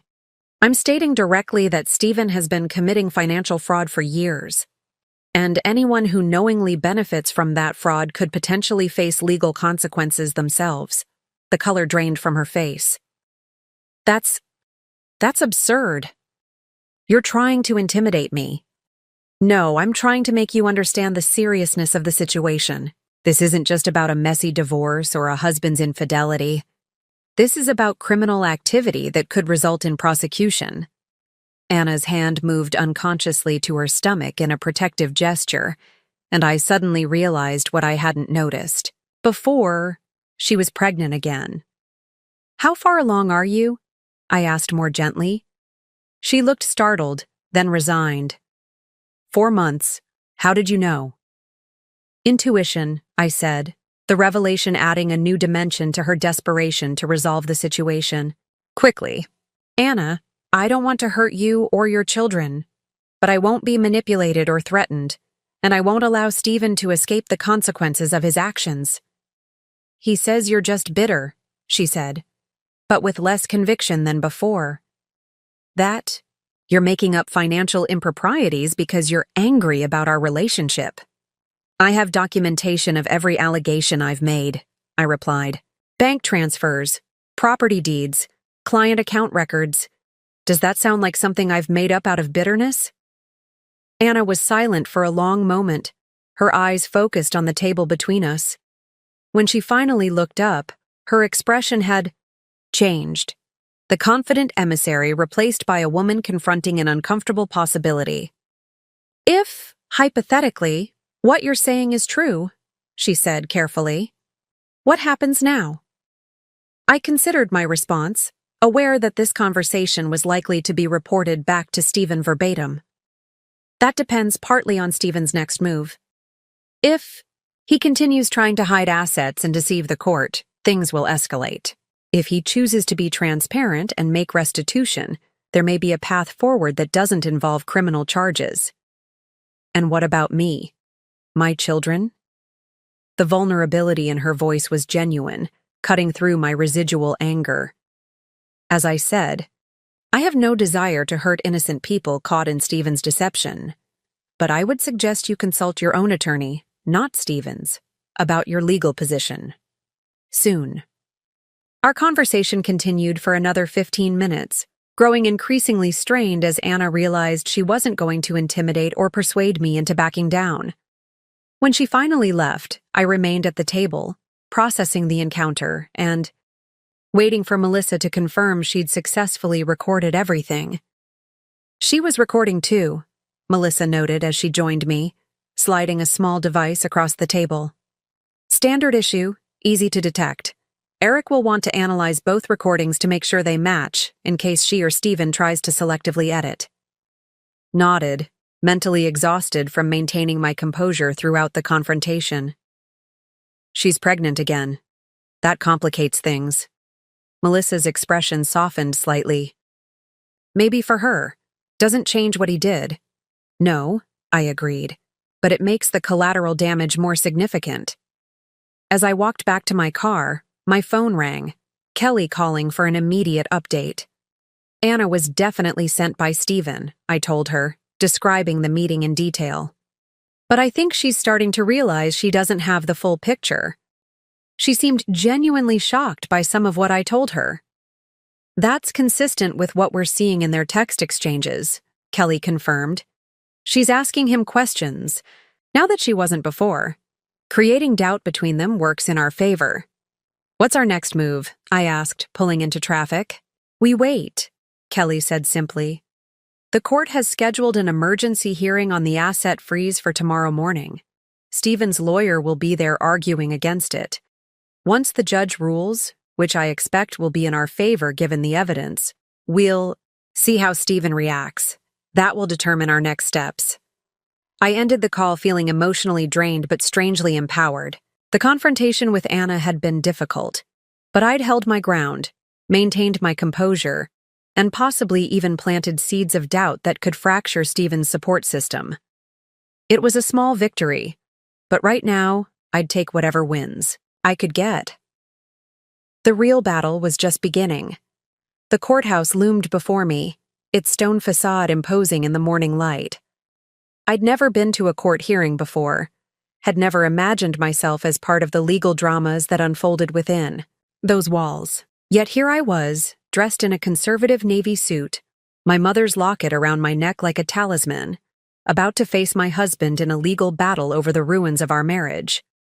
Remember, you don't need to speak unless directly addressed by the judge, Kelly reminded me as we climbed the steps. I'll handle all the arguments.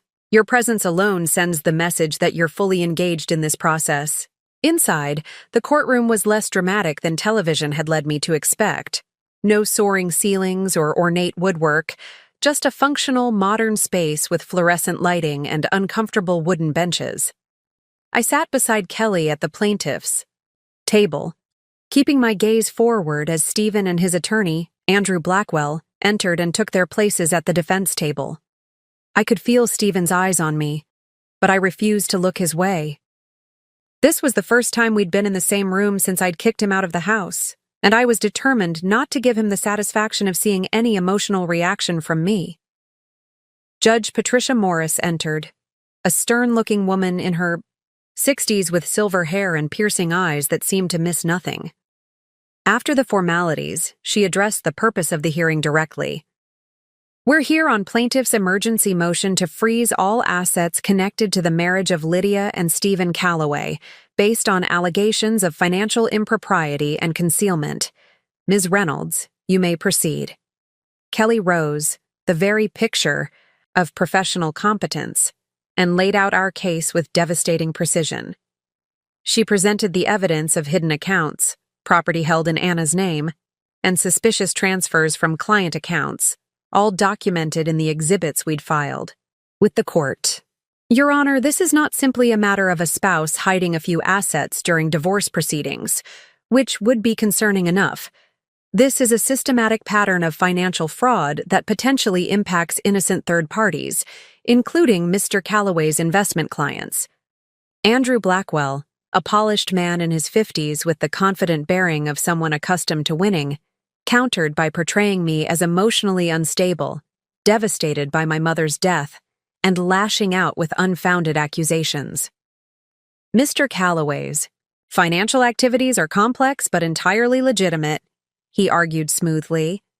The plaintiff has misinterpreted standard investment practices as nefarious activities because she lacks financial sophistication and is motivated by understandable but misplaced anger over the end of her marriage. The condescension in his tone made my blood boil, but I maintained my composed expression, just as Kelly had coached me. Judge Morris, however, seemed less than impressed by Blackwell's dismissive characterization. I've reviewed the forensic accounting report submitted by the plaintiff, she said, adjusting her glasses.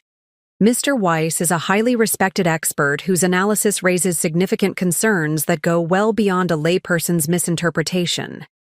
Mr. Blackwell, do you have evidence to directly refute these findings? Blackwell hesitated, just slightly before responding. Your Honor, we haven't had sufficient time to conduct our own comprehensive analysis, but then perhaps you should have requested more time before dismissing the allegations as unfounded. Judge Morris interrupted.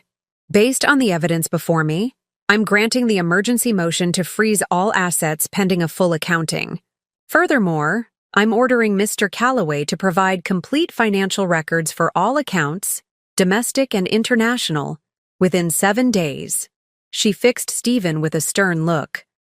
Mr. Calloway, the court takes allegations of financial misrepresentation very seriously. I strongly advise full cooperation with this order. As we left the courtroom, I finally allowed myself to glance at Stephen. His face was rigid with barely controlled fury, his eyes cold as they met mine. It was a look I'd never seen directed at me before, pure, unadulterated hatred. Don't let it rattle you, Kelly murmured as we walked toward the exit. That look means we've hit him where it hurts. Back at Kelly's office, we received the first indication that our victory had significant consequences. Eric called with news. That monitoring of Stephen's secret phone had revealed frantic communications with various financial contacts. He's trying to move money that's already been frozen, Eric reported. And he's not being subtle about it. We've documented 3 separate attempts to transfer funds from the Cayman account to a new account in Singapore. Perfect, Kelly said, her expression satisfied. That's a direct violation of the court order. If he persists, we can motion for contempt. But our triumph was short-lived. Later that afternoon, Samuel called with disturbing news. There's a problem, he said without preamble. I've been tracing the client fund diversions and I've discovered something concerning. Some of the missing money, about $350,000, was taken from accounts belonging to a man named Richard Daniels. He's my boss's father, I finished, my stomach dropping. Thomas's dad is one of Stephen's clients? Was, Samuel corrected grimly. Richard Daniels died 4 months ago, and from what I can tell, Stephen has been systematically emptying his investment account since then, likely assuming no one would notice since the primary account holder is deceased. I sat heavily in one of Kelly's office chairs, the implications, hitting me like a physical blow. Thomas is the executor of his father's estate. If he finds out Stephen has been stealing from his dead father... It gets worse, Samuel continued. The estate is in probate, which means there will be a formal accounting any day now. When that happens, the missing funds will be discovered, regardless of what we do. Kelly's expression turned grave. This changes our timeline. We were planning to use the threat of exposing the client fraud as leverage in settlement negotiations. But if the Daniels situation is about to explode on its own... We need to get ahead of it, I said firmly, my mind racing. I need to tell Thomas before he finds out another way. Kelly looked uncertain. That's risky. Once you disclose the fraud to a victim, you lose the ability to control how they respond. He could go straight to the authorities. He could, I acknowledged. But Thomas has been my mentor for 7 years. I owe him the truth directly from me. And strategically. I hesitated, an idea forming.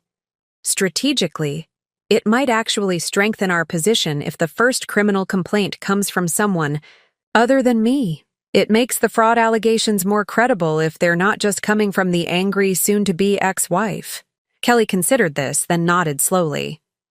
You may be right, but we need to be careful about how the information is presented. We don't want it to appear that you're using your professional relationship to further your divorce case. We spent the next hour outlining a new approach, a significant pivot from our original strategy. Instead of holding the client fraud evidence as leverage, we would begin selective disclosure to the most severely impacted clients, providing them with documentation of the misappropriated funds and options for recourse. This changes our primary leverage, Kelly acknowledged, but it may actually accelerate the resolution. Once Stephen realizes he's facing multiple fraud complaints from different sources, he may be more motivated to cooperate with our settlement terms to avoid criminal prosecution. That evening, I requested a private meeting with Thomas for the following morning.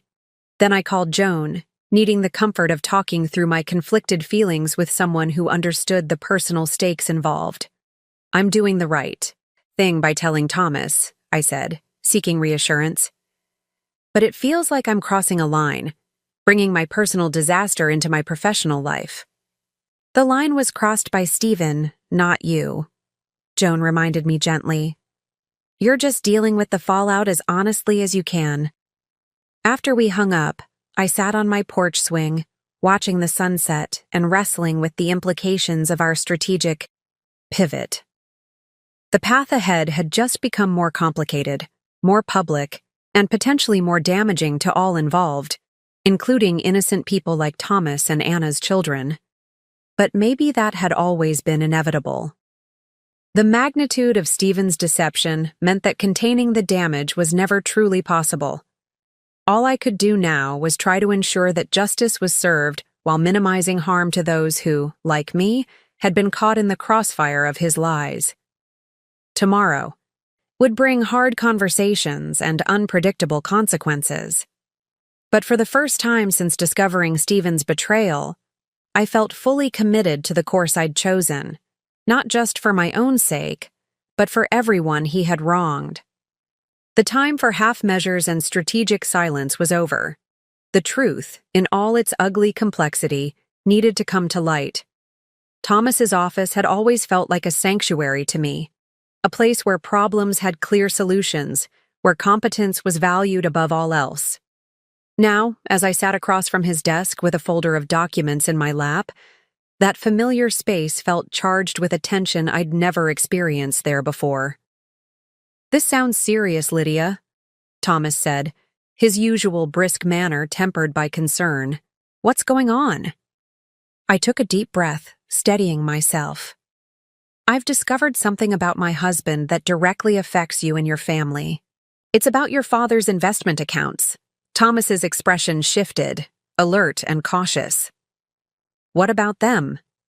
Stephen has been siphoning funds from them since your father's death, I said, forcing myself to maintain eye contact as I delivered this devastating news. I have documentation showing withdrawals of approximately $350,000 over the past 4 months. For a moment, Thomas stared at me in disbelief. Then he reached for the folder I offered, opening it with hands that weren't quite steady. I waited silently as he reviewed the bank statements, transfer records, and Samuel's forensic analysis, his face growing progressively more rigid with anger. You're certain of this? He finally asked, his voice deceptively calm. Yes, I confirmed. The records are clear. And Thomas, your father isn't the only victim. We've identified at least 12 other clients whose accounts have been similarly depleted. He sat back in his chair, processing the implications. How did you discover this? I explained about my mother's investigation, the evidence she'd gathered, and how it had led to the broader financial review during my divorce proceedings.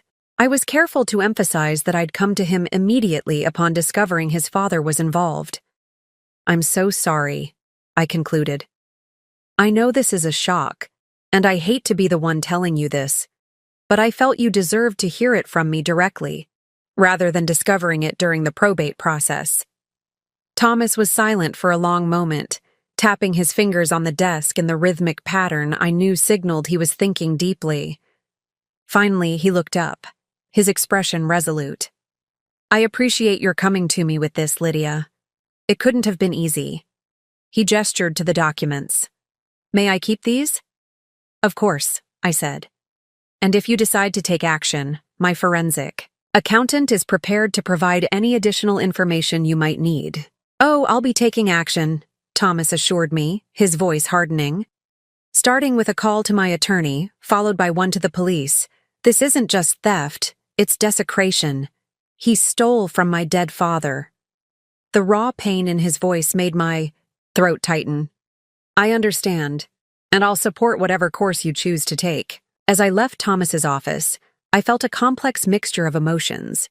Relief at having done the right thing, sadness for the additional pain my husband had caused, and a growing certainty that our strategic pivot had just accelerated the timeline. Dramatically, I was right. By that evening, Kelly called to inform me that Thomas had indeed filed a police report and a formal complaint with the State Securities Commission. Additionally, his attorney had contacted the district attorney's office to discuss potential criminal charges. "This is moving faster than even I anticipated," Kelly admitted. "The DA's office has already reached out to Samuel requesting his forensic analysis, and they've indicated they'll be contacting us for a formal statement from you." "Is that good? Or bad for our case?" I asked. "Both," Kelly said pragmatically. "It's good because it validates our allegations and puts tremendous pressure on Stephen. It's potentially complicated because once criminal proceedings begin, they can sometimes delay civil matters like divorce settlements. But overall, I think this strengthens our position considerably," she confirmed, "especially since we initiated the disclosure proactively. It shows good faith on your part." The next day brought a flurry of developments. Eric reported that Stephen's secret phone was blowing up with increasingly panicked messages, not just from Anna, but from financial contacts warning him about account freezes and regulatory inquiries. Samuel called to inform us that 2 other clients had come forward with concerns about their accounts after being contacted by the Securities Commission investigators. Most significantly, Stephen's attorney requested an urgent meeting with Kelly to discuss settlement options, a clear indication that our strategy was having the desired effect. "He's feeling the walls closing in," Kelly observed during our pre-meeting strategy session. "The question is whether he's ready to surrender or just looking for a way to buy time." She advised me not to attend the initial meeting. "Let's keep you as the reasonable but firm party in the background," but promised a full report immediately afterward. While Kelly met with Andrew Blackwell, I busied myself with a long-postponed task, sorting through my mother's personal belongings that Joan had shipped from Milwaukee. Each item carried memories: her favorite cardigan, still holding traces of her perfume; the dog-eared copy of Jane Eyre she read annually; the handwritten recipe cards passed down from my grandmother. As I carefully organized these treasures, I found myself talking aloud to my mother, sharing my fears and hopes about the path I'd chosen. "I wish you could tell me if I'm doing the right thing," I said softly, holding her locket in my palm. "If this is what you would have wanted." My phone rang, interrupting my reverie. Kelly calling from her car after the meeting with Blackwell. "It's significant," she said without preamble. "Stephen is offering a complete financial disclosure, full cooperation with the Securities Commission investigation, and a settlement that gives you 70% of all marital assets." I sat down abruptly, stunned by the sudden shift. "That's unexpected. What's the catch?" "He wants confidentiality regarding the affair and Anna's pregnancy. And he's asking that you make a statement to the DA indicating you believe he intended to return the client funds eventually." I frowned. considering the implications. He wants me to help mitigate the criminal charges. Essentially, yes, Kelly confirmed. He's facing serious legal consequences regardless, but your statement could potentially influence whether he faces the maximum penalties. What did you tell Blackwell? That we'd consider the offer and respond within 48 hours, Kelly said. I wanted to discuss it with you first. This is ultimately your decision, Lydia. After ending the call, I returned to my mother's belongings, my mind churning with conflicting thoughts. Stephen's offer was far more generous than we'd initially hoped for financially. The question was whether I could, in good conscience, help lessen the consequences for his criminal actions, even slightly. As I lifted a small wooden box from the packing materials, something fell out. A photograph I'd never seen before. It showed my mother as a young woman, standing proudly in front of her first apartment, her expression radiating independence and hope. On the back, she'd written, "First day on my own, scared but free." I stared at the image, something clicking into place. My mother had always encouraged my independence, had insisted on protections like keeping the house in my name alone.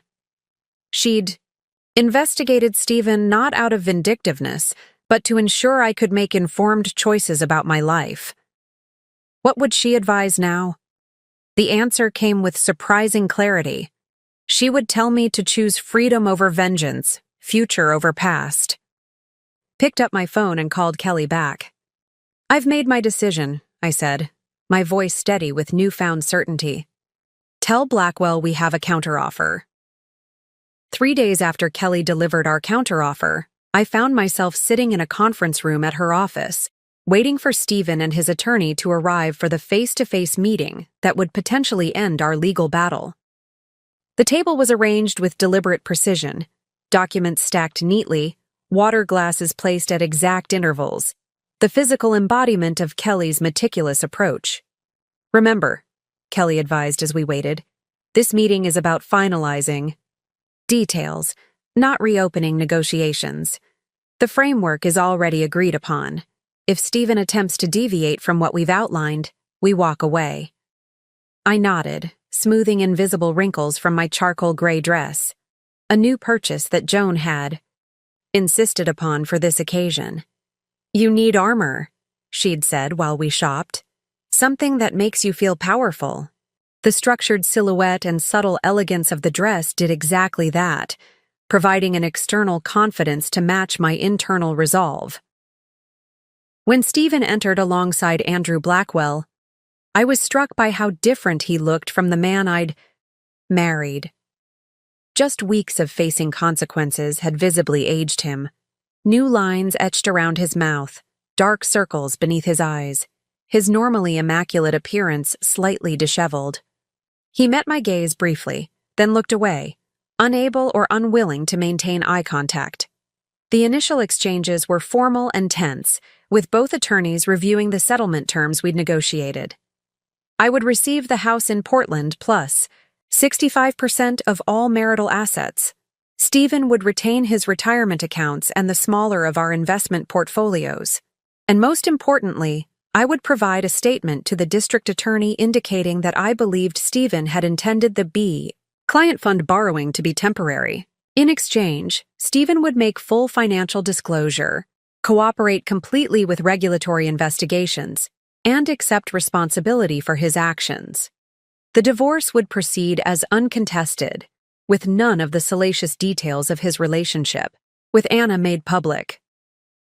Before we sign, Kelly said, sliding the final settlement document across the table, Ms. Calloway has requested 5 minutes to speak privately with her husband.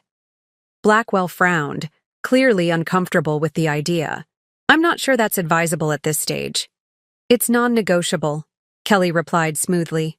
5 minutes in this room. You and I will wait outside. After a moment of tense silence, Stephen nodded. It's fine, Andrew. I'll hear what she has to say. The attorneys left, closing the door behind them, and suddenly we were alone for the first time since I'd ordered him out of the house. The silence stretched between us, heavy with all that had been broken. "Why did you want to speak to me?" Stephen finally asked, his voice carefully controlled. I took a measured breath, centering myself. "I wanted to look you in the eye when I ask, was any of it real? Our marriage, our plans, our life together? Was any of it genuine?" He flinched slightly, clearly not expecting such a direct question. "Of course it was real. I did love you, Lydia. Just not enough," I said quietly. "Not enough to be faithful, to be honest, to honor the promises you made." Stephen's expression hardened. "Is that what you wanted? To make me say it out loud? Yes, I failed as a husband. Yes, I lied to you. Are you satisfied now?" "This isn't about satisfaction," I replied, maintaining my composure despite the anger simmering beneath his words. "It's about understanding. For 10 years, I built my life around a man who was living a complete lie. I need to know why." He ran a hand through his hair, a gesture so familiar it made my heart ache despite everything. "It wasn't planned, if that's what you're thinking. Things with Anna, they just happened. And once they started, I couldn't seem to stop. It was like living 2 different lives." "And the stealing?" I pressed. "Did that just happen too?" A flush crept up his neck.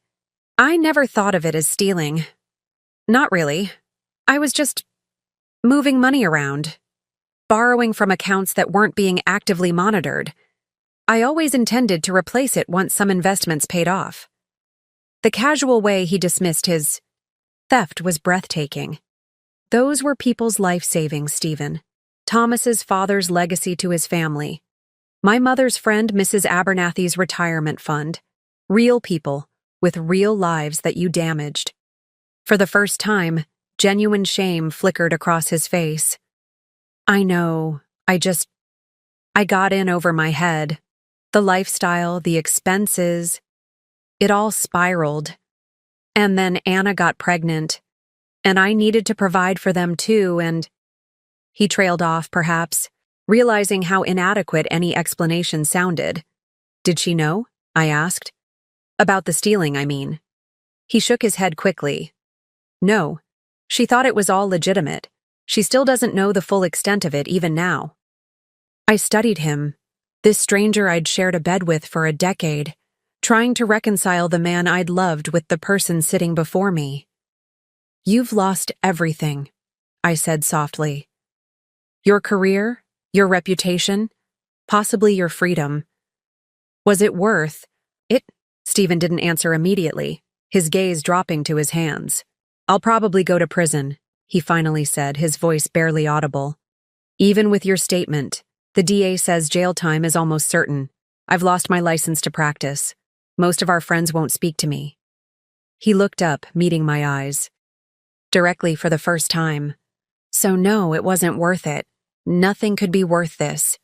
Then why did you fight so hard when I first filed for divorce? Why not just come clean then?" "Fear," he admitted. "Once you start living a lie, it's terrifying to face the truth. I convinced myself I could still find a way out, that I could fix things without anyone discovering what I'd done."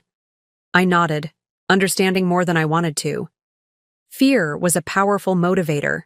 Fear of loss, fear of judgment, fear of consequences. I'd known my share of it during our marriage, always afraid of disrupting the perfect image we presented to the world. "I'm sorry about your mother," Stephen said unexpectedly. "I should have been there for you, regardless of everything else. That was unforgivable." The simple acknowledgement pierced through my carefully maintained composure, bringing tears to my eyes despite my best efforts. "Yes," I agreed, my voice thick. "It was." We sat in silence for a moment, the air between us heavy with regret and endings. "What will you do now?" he asked. "After all this is settled?" I considered the question, thinking about the plans I'd begun to form. "Live," I said simply. "On my own terms, without pretense or fear. My mother left me a surprising gift in the midst of all this pain, the knowledge that I'm stronger than I ever imagined. Stephen nodded, something like respect flickering in his eyes. You are. He reached for the settlement papers, uncapping a pen. For what it's worth, I am sorry, Lydia. Not just for getting caught, but for the hurt I caused. I never thought I was capable of becoming this person. As he signed his name to the document that would legally end our marriage, I felt a curious sense of closure washing over me. The man I'd married was gone, perhaps had never truly existed. But the woman I was becoming was real, forged in the crucible of betrayal and loss, emerging stronger for having survived the fire. When Kelly and Blackwell returned, we completed the formalities with a minimum of additional conversation. Papers were signed, copies distributed, handshakes exchanged with professional detachment. And then it was done. The legal battle concluded, the terms of surrender established. As Stephen rose to leave, he paused, looking at me one last time. I hope you find happiness, he said quietly.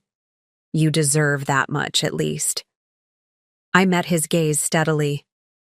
I will, I replied, the words a promise to myself as much as a response to him. I already am. After they departed, Kelly turned to me with a rare smile. It's over, she said. You've won. But as I gathered my things to leave, I realized it wasn't about winning or losing anymore. It was about survival and transformation, about walking through the wreckage of the life I'd planned and finding the courage to build something new from the ashes. That felt less like victory and more like rebirth, painful, messy, and infinitely more valuable. The days following the settlement agreement passed in a blur of paperwork, meetings, and formal statements. I provided my carefully worded testimony to the district attorney's office, emphasizing that while I believed Stephen had intended to return the misappropriated funds, his actions still constituted serious breaches of trust and professional ethics. It was a delicate balance, fulfilling my part of our agreement while still ensuring justice for his victims. You did well, the prosecutor, a no-nonsense woman named Veronica Diaz, told me after we finished. Your statement was fair, but didn't minimize the gravity of what he did. Will it make a difference in his sentencing? I asked, uncertain whether I wanted it to or not. She considered this thoughtfully. It might reduce the maximum sentence slightly, but make no mistake, he's still facing significant jail time. Financial crimes of this magnitude, with multiple victims and a pattern of deception, aren't treated lightly. I nodded, a complex mix of emotions swirling inside me. Part of me still struggled to reconcile the man I'd married with someone capable of actions deserving prison time. Yet another part knew that consequences were necessary, not just for justice, but for Stephen himself to ever rebuild any kind of life afterward. The Securities Commission investigation continued to expand, with more affected clients coming forward. Thomas had become a key figure in coordinating the victims, using his business connections to ensure their voices were heard. He'd been unexpectedly kind to me throughout the process, making it clear he didn't hold me responsible for Stephen's actions. If anything, he said during one of our conversations, you're as much a victim as any of us. More so, in some ways. We lost money. You lost the foundation of your life. His words touched me deeply, easing some of the lingering guilt I carried for not having recognized what was happening sooner. No one, not even Thomas, blamed me for Stephen's crimes. No one except myself. Kelly helped me navigate the final legal steps of the divorce, which proceeded swiftly now that all contested issues had been resolved. The judge will sign the final decree next week, she informed me during our last official meeting. After that, you'll legally be Lydia Harmon again if you choose to revert to your maiden name. The thought of reclaiming my birth name felt right. AEEI. Symbolic return to myself after years of living as someone else's wife. I do, I confirmed. It's time to be Lydia Harmon again. As the legal matters wound down, I found myself facing the more personal aftermath of the divorce. Joan had been my rock throughout, but I knew she was concerned about my emotional healing. "What's next for you?" she asked one evening as we shared a bottle of wine on my porch swing. "You've been in crisis mode for so long. Have you thought about what comes after?" It was a question I'd been asking myself with increasing frequency. The divorce settlement had left me financially secure. Between the house, the investment accounts, and the unexpected inheritance from my mother, I had more than enough to live comfortably without working if I chose. But the prospect of an empty future stretched before me was daunting. "I'm thinking about taking a sabbatical from work," I admitted. "Maybe travel for a while. There's a world out there I've never seen because I was too busy building a life around Stephen's career and our social obligations." Joan nodded encouragingly. "That sounds perfect. Where would you go first?" "Italy," I said without hesitation. My mother always wanted to go to Tuscany. She had this dream of spending a summer there, writing and painting. After my father died, she talked about it sometimes, but she never went. Always too many responsibilities, too many reasons to stay home. "So you'll go for both of you," Joan suggested gently. "Yes," I agreed, the idea taking firmer shape in my mind. "I think I will." As plans for my sabbatical began to form, I received an unexpected call from Anna. My first instinct was to reject it, but curiosity won out. "I hope it's okay that I'm calling," she began, her voice tentative. "I wanted to thank you." "Thank me?" I repeated, genuinely confused. "For what?" "For the way you handled everything," she replied. "Stephen told me about your statement to the DA, and about how you kept our situation out of the public record. You didn't have to do that." I was silent for a moment, processing her gratitude. "I didn't do it for Stephen," I finally said. "Or even for you, really. I did it because dragging your children through public humiliation wouldn't serve any purpose except revenge. And I'm trying to build something better than that." "Still," she persisted, "it was decent of you, especially given how you found out about us." A question that had lingered in my mind for weeks suddenly surfaced. "Did you know I was with my dying mother when you moved in? Did Stephen tell you that?" Her sharp intake of breath was answer enough. "No," she said quietly. "He told me you were staying with a friend after a fight, that you'd essentially moved out already." She paused, then added, "I should have questioned it more." Looking back, there were so many things I should have questioned. The confirmation that Stephen had lied to her too didn't surprise me, but it did offer a strange kind of closure. His deception had been comprehensive, touching every aspect of his life. "What will you do now?" I asked, echoing the question Stephen had posed to me during our final meeting. "Try to build a life for my children," she said simply. "Stephen will be in prison when the baby is born. I need to create stability somehow." Despite everything, I felt a flicker of empathy for her. She too had built her life around a lie, and now had to find her way forward in its aftermath. "I wish you luck with that," I said, and found I meant it sincerely. After we hung up, I wandered through my house, not ours anymore, and realized how much it had transformed in the weeks since Stephen's departure. I'd redecorated subtly but significantly, replacing the formal aesthetic he'd preferred with warmer colors and more comfortable furnishings. Photos of my mother, my childhood, and my friends now occupied prominent places where once there had been carefully curated artwork chosen to impress guests. The space felt authentically mine in a way it never had before, reflecting my tastes and preferences rather than a compromise designed to maintain marital harmony. It was both symbolic and literal. I was reclaiming not just physical space, but the emotional and psychological territory of my own identity. That evening, I sat down at my mother's old writing desk, which I'd moved from her house to mine after the funeral, and began drafting a letter to my boss requesting a 6-month sabbatical. As the words flowed onto the page, I felt a growing sense of liberation, not just from Stephen and the marriage that had constrained me, but from all the expectations and limitations I'd accepted without question for so long. The path ahead was uncertain, but for the first time in years, that uncertainty felt like possibility rather than threat. Whatever came next would be shaped by my choices, my desires, my vision for my life. The thought was exhilarating and terrifying in equal measure, exactly as new beginnings should be. 6 months after the final divorce decree, I stood on a hilltop in Tuscany, watching the sunset paint the rolling landscape in shades of gold and amber. The small villa I'd rented for the summer sat below, nestled among cypress trees and vineyards, exactly as my mother had described in her dreams of this place. The journey here had been more than geographical. In the months since the settlement, I'd methodically rebuilt my life piece by piece, shedding old patterns and embracing new possibilities with each passing day. I'd taken my sabbatical as planned, starting with a month helping Joan launch her new business, a consulting firm specializing in financial literacy for women.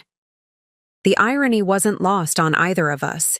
If I'd had better financial awareness years earlier, perhaps I would have noticed the red flags in Stephen's activities sooner.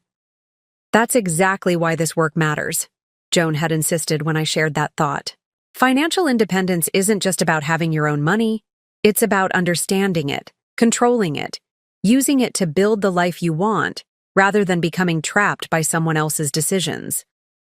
Working with her reminded me how much I'd enjoyed the strategic elements of my architectural project management role, the problem-solving, the creative thinking, the satisfaction of building something meaningful. But it also highlighted how constrained I'd felt in that position, always careful not to outshine Stephen professionally, unconsciously dimming my ambitions to maintain the balance he seemed to need in our relationship.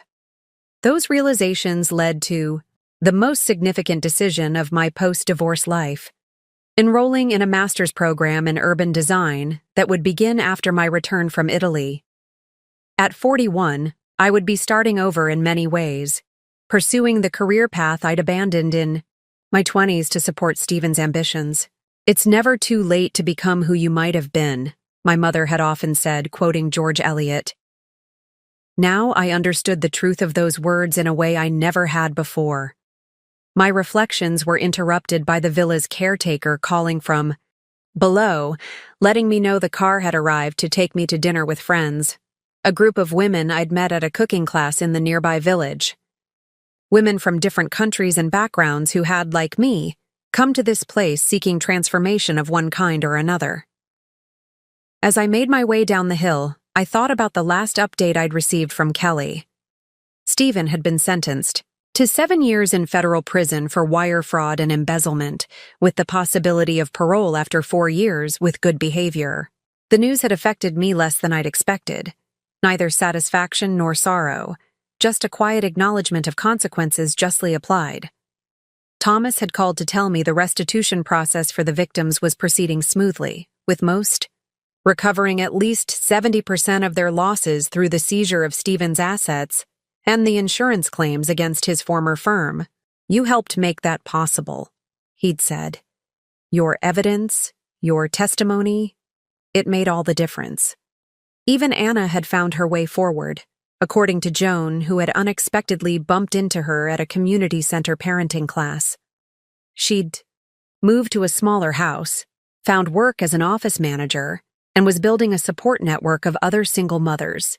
Her child with Stephen, a daughter, had been born healthy, with no knowledge of the father who would be absent for much of her early life. These updates from my old life felt increasingly distant, like stories about people I'd once known rather than central figures in my own narrative. My focus had shifted to the present and future, to the woman I was becoming rather than the wife I had been.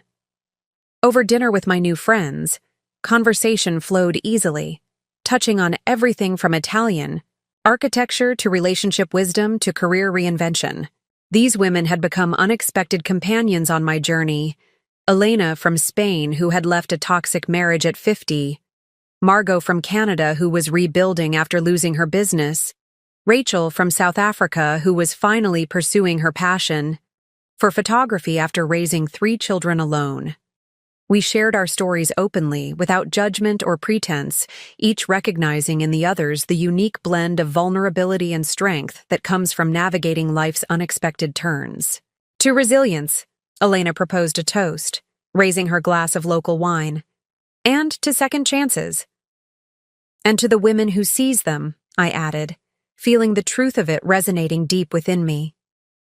Later that night, as I sat on the terrace of my villa, writing in the journal I'd begun keeping since my mother's death, I reflected on how profoundly my perception of myself had changed. The woman who had once defined herself primarily as Stephen Calloway's wife, accommodating, conflict avoidant, quick to compromise her own needs, had been replaced by someone more authentic, more confident, more fully herself. The transformation hadn't been easy. There had been days of paralyzing grief, nights of suffocating anger, moments when the weight of betrayal and loss had threatened to pull me under completely. But through it all, something at my core had refused to break. That steel thread of resilience I'd inherited from my mother and grandmother, women who had faced their own trials and emerged stronger. I closed my journal and looked up at the star-filled Tuscan sky, thinking about all the women watching my story unfold. Women perhaps standing at their own crossroads, facing their own versions of betrayal or loss or reinvention. If I could speak directly to them, what would I say? I would tell them that pain, however devastating, is not the end of your story. It's simply a chapter. That the moments that break you can also be the moments that remake you into someone stronger, wiser, and more authentically yourself. I would remind them that financial independence is not just a practical necessity, but a profound form of self-care and protection. That understanding your own finances, securing your own resources, and planning for your own future isn't selfish or untrusting. It's an essential foundation for true equality in any relationship. I would urge them to listen to their intuition, that quiet voice that whispers when something isn't right, even when every logical sign suggests otherwise. Our bodies and minds often recognize truth before we're consciously willing to acknowledge it. I would encourage them to build networks of supportive women who lift each other up rather than compete, friends who celebrate your victories, comfort you in defeat, and tell you the hard truths when necessary. No one survives life's storms alone, and choosing the right people to weather them with you makes all the difference. Most importantly, I would tell them that their value has never been determined by someone else's ability to recognize it. That worthiness isn't earned through another's love or approval, but is intrinsic and unchangeable, a birthright no betrayal can erase. And I would share the most profound lesson of my own journey.